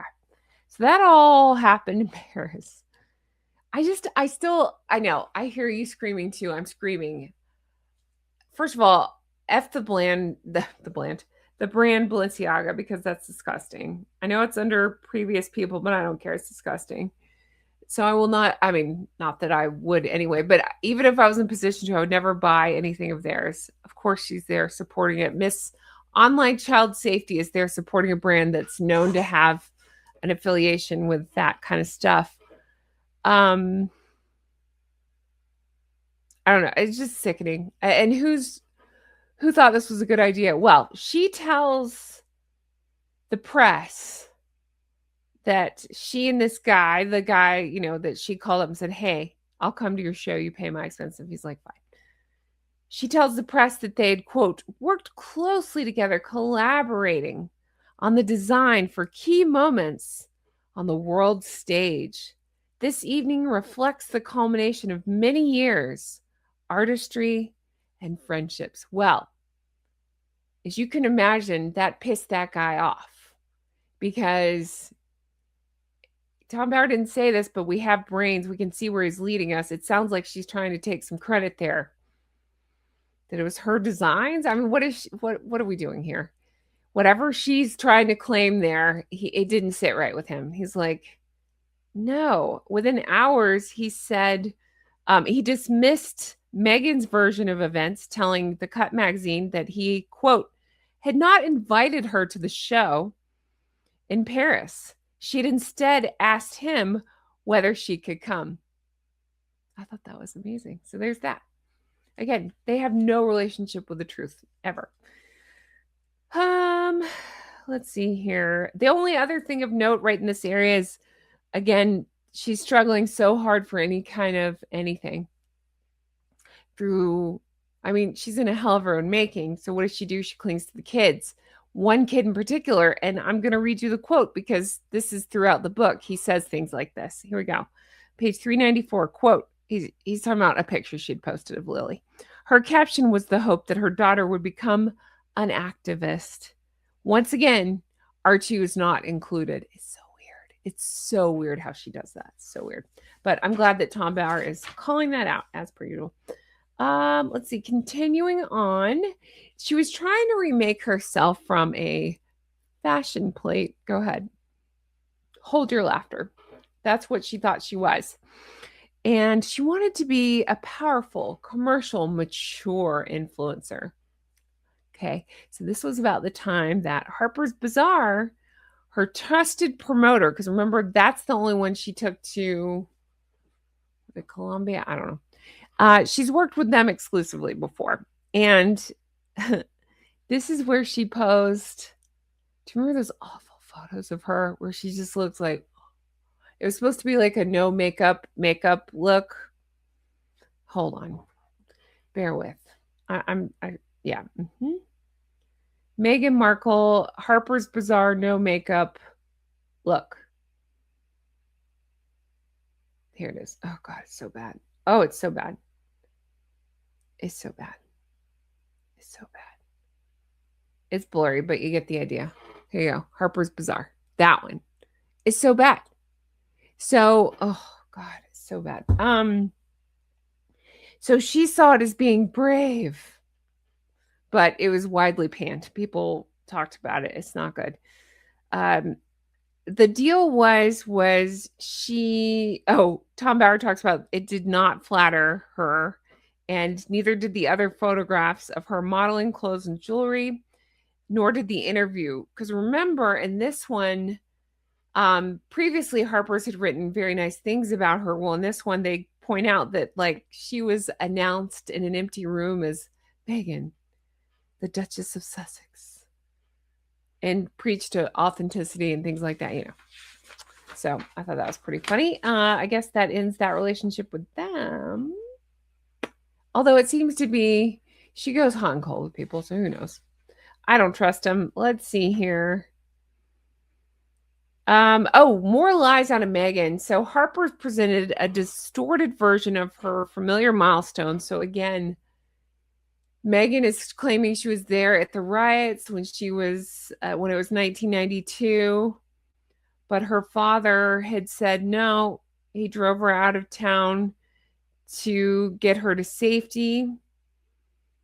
And then that familiar story of persuading Procter & Gamble. I'm not even going over that soap story again. And Tom Bauer's like, no. And then she also presented that she lived with her mother. Let's see. She lived throughout her school days with her mother, which Tom Bauer calls, quote, a gross error. Big fat lie. Um, so again, plummeting, spiraling. She takes two familiar. She clings on to two familiar things: her kids. So she starts merching them more and speaking out about Harry. This is where that man loves me so much. That's so weird. That's so weird to advertise something like that. That man loves me so much. I don't care about him, but I need you to know that he loves me. My God. At the same time, okay, so this is where we have Prince William. There's a big chunk of this that goes into Andrew, and it's everything we know of Andrew. So the part that I didn't know that I do want to talk about is Prince William is coming into his own, it sounds like. He is stepping up. He's making decisions. It was because of him he forcefully demanded a solution to the Andrew and the Harry problems, according to Tom Bauer, page 397. At the same time, remember he did that interview with Eugene Levy? I love that. I've covered it on Patreon. It was so good. He did such a good job on that. So if you haven't seen it, watch that. It's so good. All right. So we just saw a lot of good stuff out of Prince William during this. And let's see here. Okay. So here I want to read this part again, continuing on with Prince William. Did you know that Prince Andrew allegedly signed the EP emails? I don't even I just couldn't even. He's so freaking stupid. He signed it. I don't even have it here. Hold on. It was like something along the lines of signing an email, HRHPA. Like they'll never figure out who HRHPA is, Prince Andrew, whatever it was. It was some version of that. It's like, you are so stupid. You are so stupid. I mean, it's horrible what he did. I'm not dare saying he should have gotten away with it, but I'm saying he is so stupid. He's so entitled and so stupid. All right. Prince William, though, he, quote, cut short Charles's indecision. He's talking in regard to Andrew on this one. And after all this coming out, emails and pictures and that disaster interview, I don't sweat. Yeah, you do. Stuff like that. Quote, he cut short Charles's indecision. The heir demanded that Andrew be evicted from Royal Lodge and stripped of his title as prince. He ended up telling King Charles this was a crisis of untold consequences, and I'm doing something, basically. And so it was after that the king signed the letters apparent. Dun, dun, dun. Yeah. So that's how they got him stripped, of course, because that was the thing before, is people said, you can't strip him of a birth title, being born a prince. Oh, yes, you can. He is now Andrew Mountbatten Windsor. So then we go into the tremors of this unprecedented sanction against Andrew must have rocked Harry. It must have shown him that those titles do not make you, his royal status is not invincible. You can't just have that because you're born with it. No. And it says, quote, clearly William was taking no prisoners. Yeah, let's do this. So again, it goes into once he's crowned king, Harry and Meghan might just be in trouble. So he thinks that William will, quote, undoubtedly rail against her, meaning Meghan's disloyalty. He might even strip Archie and Lily of their titles. I never talk about the kids, so I'll leave that, but definitely Harry and Meghan. I mean, Lily, I'm sorry. No, I'm not sorry. I don't care. Lily was born in America. She wouldn't have a title anyway, right? I mean, all right. The fans' reaction to, okay. So that was the last part of this chapter. So remember they went to that baseball game and sat in the obnoxious upfront seats in front of people that probably should have been ahead of them? Well, they got booed. So they were not happy, and talking about people in general. So everything they've tried to do has massively failed. And the chapter ends with, quote, viewers said that Harry looked miserable. Knowing the dice was loaded against him, his position was very different than Meghan's. So I'm like, what does that mean? So we have one chapter left, and it's called Make or Break. So, hey guys, welcome back to RHR Jen. I'm so glad you're here. Guys, we did it. We hit the last chapter of Betrayal. So good. This is my favorite book of any of the royal books I've read. This one was so good from start to finish. I cannot say enough how much I love this thing and how much I love all of you for sticking with me throughout. I have loved every minute of it. I'm not ready for it to be over. It's bittersweet because I want to wrap it up, but I also love this book so much. I can't say enough good stuff about it. So thank you for sticking with me on this. I'm excited to cover this last chapter. And I will make a final video where I do my thoughts overall. So look for that. And oh, what's that, Cantankerous? What are you saying? Yeah, he's right. She never stops talking. That's true, Cantankerous. Thank you for being here with me. But I will be doing a final recap. And oh, he's also saying thank you, Tom Bauer. Yes, Tom Bauer did such a phenomenal job with this book. I can't say enough good stuff about it. Appreciate you. And oh, what's that? He has a lot to say today. He's saying Flocka, Harry and Meghan. There you go. There you go. But in all seriousness, thank you for watching. I appreciate, excuse me, I appreciate you being here with me through all of this. I love this book so much. I'm taking off next week for a vacation. And so I will have some longer ones of the best of and some compilations of this. So look for that. Even if you've seen it, if you feel like running it, I really appreciate that. Or if you're trying to make, I don't know, housework less boring, well, then run those. I appreciate that. I also have some sit downs with John Witherspoon coming. Look for those. All right. In the meantime, shall we get into Betrayal? Oh, I love this book so much. It's just so good. All right, let's talk. Chapter 43 picks up on page 402. It's called Make or Break, and it was phenomenal. As I knew it would be. It just kind of wraps everything up. This is my opinion, but I think Make or Break refers, I mean, it's the current state of Harry and Meghan's brand. I mean, it's broken, but how they're presenting it, it feels like a make or break. And that could apply not only to their brand, but their marriage, their future prospects. You know, we don't know. He presents it as a critical crossroads for them, that they must either make these radical changes or accept that their post-royal experiment has not gone well, right? That's putting it nicely. Permanently broken, however you want to say it.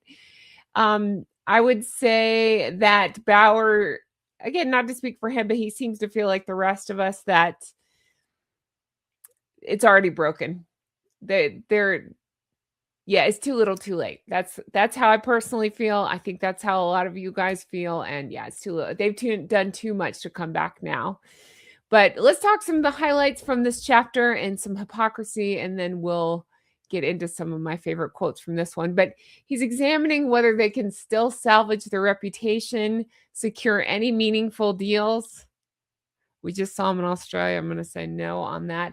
Or rebuild relationships. Timeline-wise, let's see.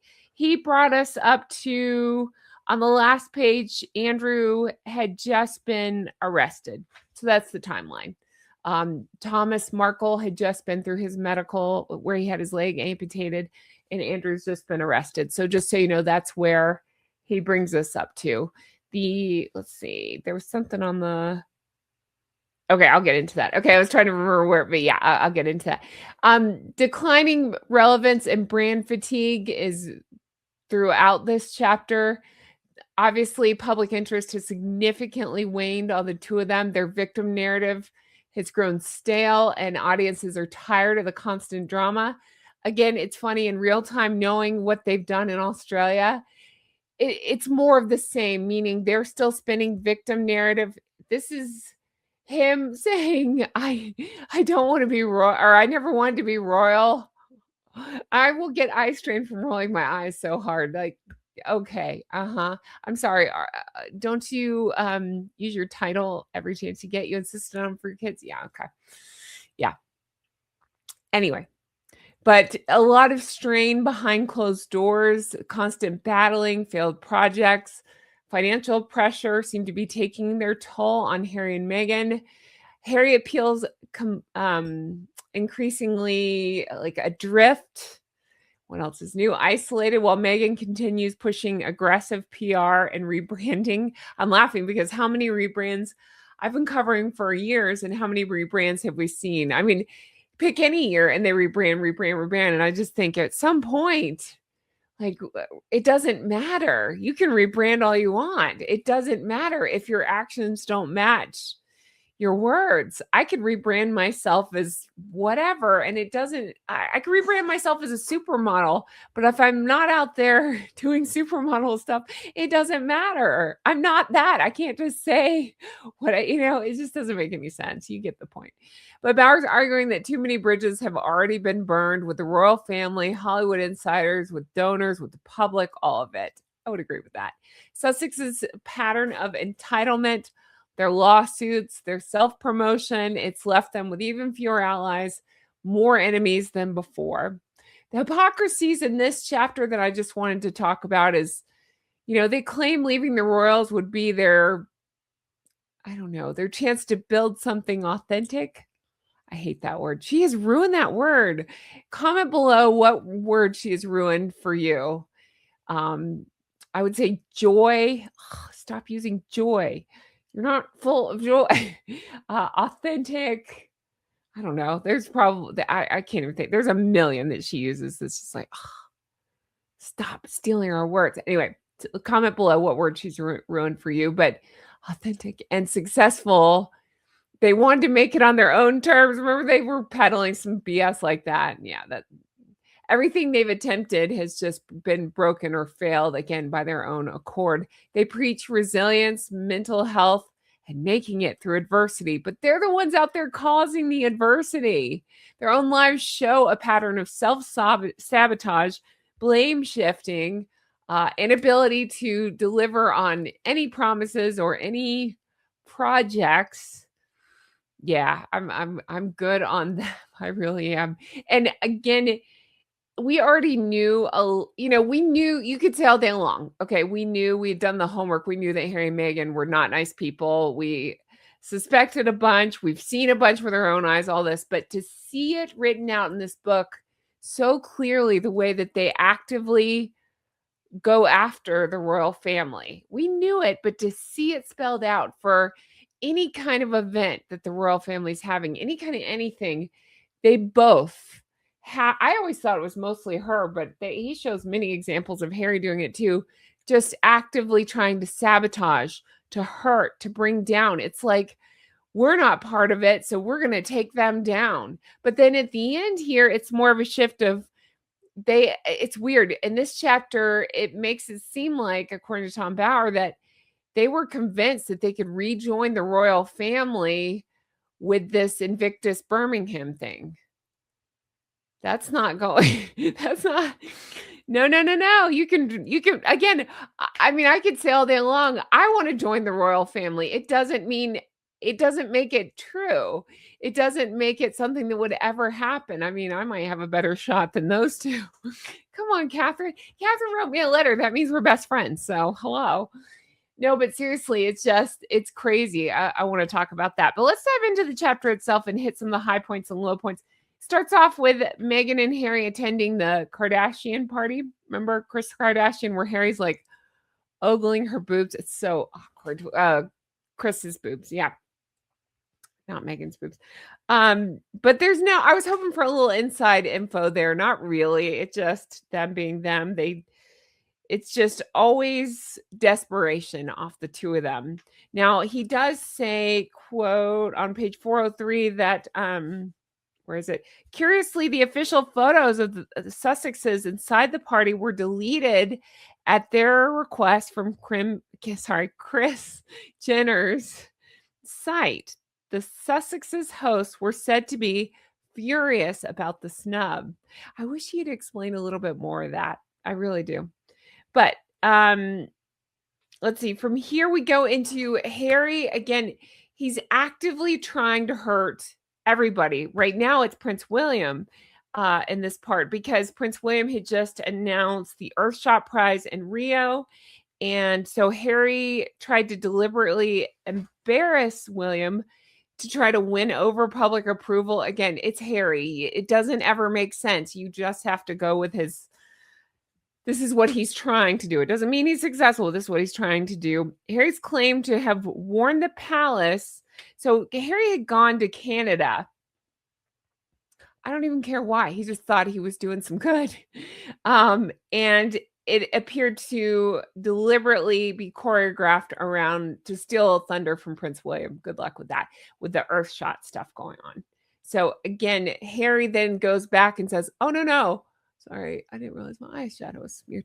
Oh, no. I'm not trying. I warned the palace that this was going to happen." Well, as you can imagine, the palace came out and said, "No, he didn't. No, he didn't." So again, Bowers going into Harry's lies while parting with the Kardashian. That sounds right. Ugh. Okay, so this is interesting because I get into this in the sit down with John Witherspoon coming up. So you'll see where we talk about this because he had some great thoughts on the upcoming cases with Harry and what's going on, and he really helped kind of sort through some stuff. So you'll look for that. But I didn't have this information at the time. You'll hear us actually talk about this. But okay, so you know that Burroughs signature thing that's going on? Again, I'll explain it further when I sit down with John because we get into it and show you the difference in signatures. But there's some basically in this current suit against, I'm going to get it wrong. In a nutshell, as I understand it, Harry is in this current suit against the Mail with Elizabeth Hurley and a whole bunch of celebrities. Okay. Well, it's all based on this Burroughs guy who I believe was an investigator who Harry says, this is Harry claiming this, that this Burroughs guy on behalf of the Mail, worked for the Mail, tried to get into Harry's stuff. Okay. Well, and then there was a signed document that Burroughs basically, yeah, sure, I did that. Okay. But Burroughs has come out and said, "No, I didn't. I never worked for the Mail. And no, that's not my signature." Okay. Well, it takes it further here and says, quote, I'm on page 403 because this is an ongoing lawsuit. This is Tom Bauer. Here we go. Quote, Burroughs stated that not only was the statement completely false and a complete fantasy, but that he had been paid £5,000 a month by Harry's team for assistance, despite insisting that he never worked for the Mail. So you better believe my head exploded when I read that. I was like, oh my gosh. You do with that what you want. I'm not even going to try to attempt to break down this legal stuff. And I'm like, that doesn't sound good for anybody. This is my opinion. I hadn't even talked to John today about this. So I have no idea how he feels. This is my opinion. My opinion is, I want to be clear about that because I might have this wrong. My opinion is it appears like, because they do go into this too. So there's this solicitor for Harry named Graham. Okay. Graham appears to have helped facilitate this money exchange, including £25,000 for this Burroughs guy. As I understand it, maybe on top of the $5,000 a month. And that even Sherborne, who is Harry's barrister, was somehow involved in this. I'm dancing around it because, again, allegedly, hypothetically, maybe, if I understand it correctly, the way I understand it is, it sounds like Sherborne was being weird as crap. He shows up to meet with this guy. He's acting all shifty. Burroughs talks about it. And then Burroughs says he proceeds to get paid by this other guy, $5,000 a month plus $25,000. That doesn't sound good or right. I don't think you have to be a legal expert to go, what? What you getting paid there for, So anyway, interesting. So we'll see what comes out of this. But I just thought, oh, that's a layer of shade that I didn't even fully understand. So I feel like, yeah. And that's what Harry's case is hanging on. So do with that what you will. Let's continue on. Let's see here. Then we go back into the Kardashian party. Harry's wearing a poppy as it's Remembrance Day. Meghan is not. Now, personally, this is my opinion. I am never standing up for Meghan. Believe me. Believe me. I just didn't really, I just was like, okay, that sounds right, but whatever. But the point Tom Bauer makes about why that's a big deal is because, she's quote, betrayed the nation whose royal title she's exploiting. So when he puts it like that, I'm like, okay, all right, I understand. And I guess 2 days after this, I didn't remember this part, Meghan then posted a picture of herself wearing a poppy. Like, well, that's really weird. But I guess his point to this is that by doing that, it showed that it clicked that, basically there's a danger here that Prince William, future King William, could pose a threat to their titles, to their existence, their professional existence, because they're trying to bank on those titles. So I was like, okay, now that's interesting. I don't think she really cares, but if they're in as big a trouble as it sounds like they're in, and as he's implying that they're in, and I assume that they're in, yeah, what happens when when those titles go away, right? So it goes into autumn 2025. Again, Bauer is claiming they're, quote, running out of money fast. He goes into the high security costs and says that they need, quote, every year at least $3 million after paying taxes to survive. Can you imagine? Most people, if you got $3 million, how long would that set you for? Life? Close to it? You know what I mean?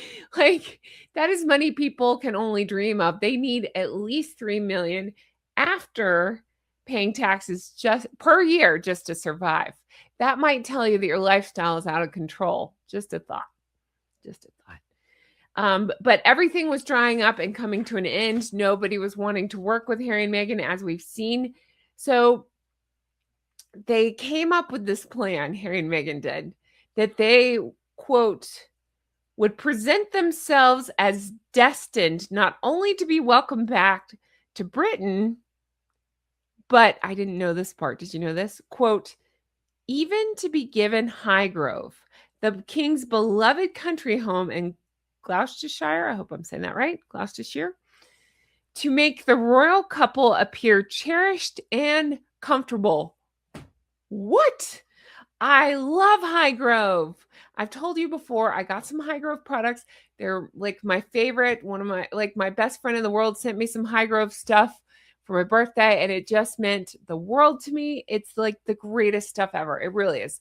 Jams, lemon curds, love it. And it goes to a good cause. I think it's fantastic. And it supports, great cause. So in what universe? They just cook these things up. Remember, we heard that they thought they would be entitled to, Windsor Castle. And everyone's like, no way. No, you can't have Windsor Castle. No, you can't have, why am I forgetting the Highgrove? No, you couldn't cut it with your own jam spread. Why do you think you're going to take over this jam? They make actual jam. You do not. Anyway, that is crazy. And that shows you the level of delusion. They thought they'd just be welcome back and given a house, not just a house, an estate, it sounds like. Sure. Anyway, at the same time, Archwell was, so it sounds like, quote, they gave away 1.2 million, mostly in small 27,500 donations. I wonder why that amount. There must be some tax reason or something. I don't think they do anything just to do it. There must be some reason. But anyway, they were giving it out in small donations, but its expenses were $3.9 million. Why? Why was it that expensive? What are they spending money on? Am I wrong? Didn't she say, I'll just be the CEO? Or is that? No, that says ever. It doesn't matter. What? Say what now? That's crazy. So they decided to wrap up their charitable activities and they renamed R12 Foundation to R12 Philanthropies. So what they did was, do you remember they put out like some statements acting like it was a success? And Tom Bauer says, no, it was a defeat. They had trouble. They had to do something. So they abandoned their core purpose. And he said, philanthropy, even if it was financed by others. But again, they always spin it as, look at us, we won. Okay, sure you did. So then they concocted a plan, and they wanted to salvage their finances and reputation. So according to Tom Bauer, the way they were going to do this, ready? What's your guess? In Griftis. That's right. They thought in Griftis in Birmingham would be their way back. Why? They don't know. So basically, they thought they'd be reinstated in London by the king as trusted members of the royal family. And, quote, the vehicle for their triumphant return, just as Harry had originally intended, would be Invictus Games held in July 2027 in Birmingham. Not so fast. So he thought that the king would come open the games, and that would be a backdrop for Meghan, accompanied by their children, to dominate the media. No, I don't know. Not happening. But in the meantime, everything is going on. So they're plotting and scheming and all this. And I find that so funny, by the way. Their freedom flight and all this, and they think they'll just be welcome back in the royal fold. Everything they've done, all the attacks, all the ways they've gone after, and name somebody. Queen Camilla, King Charles, Prince William, Catherine, Princess of Wales, the children. No, you're not welcome back. And in the meantime, poor Thomas Markle went through his medical stuff where he had to have his leg amputated due to a blood clot.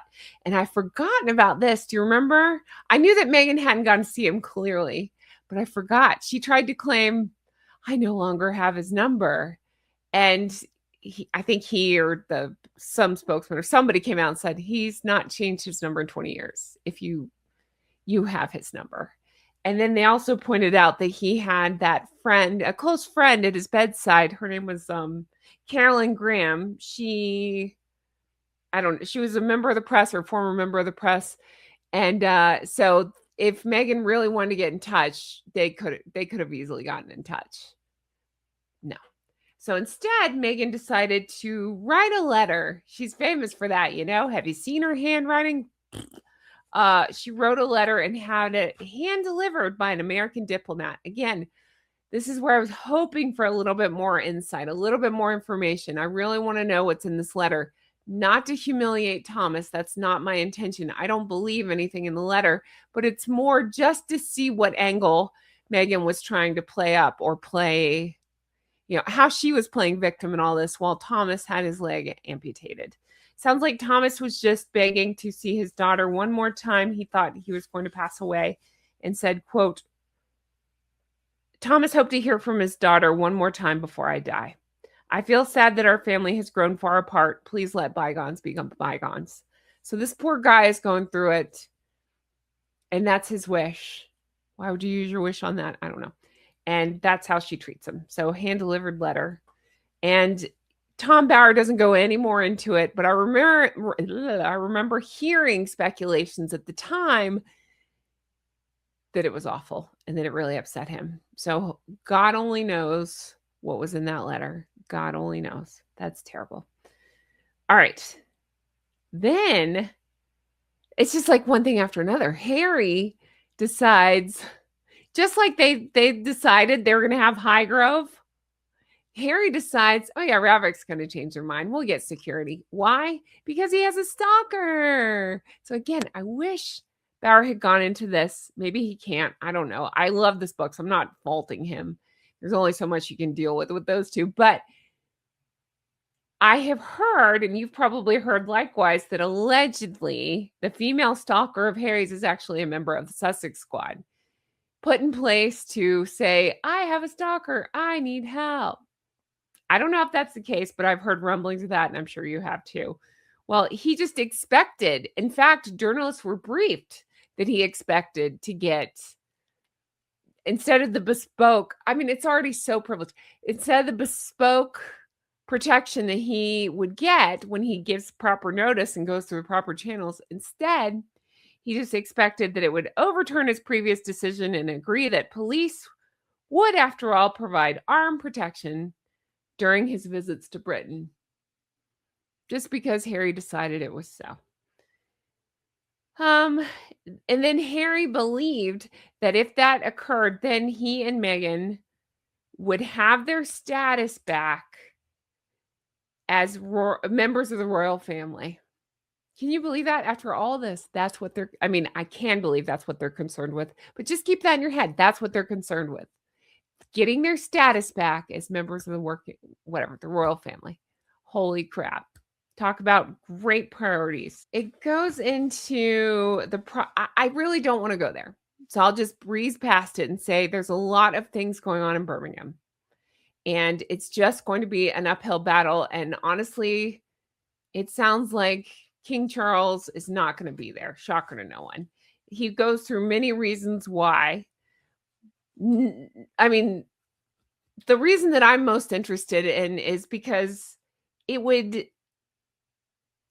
irritate, I mean, more than irritate, it would be wrong to support Harry in that way after the way he's treated William and Catherine.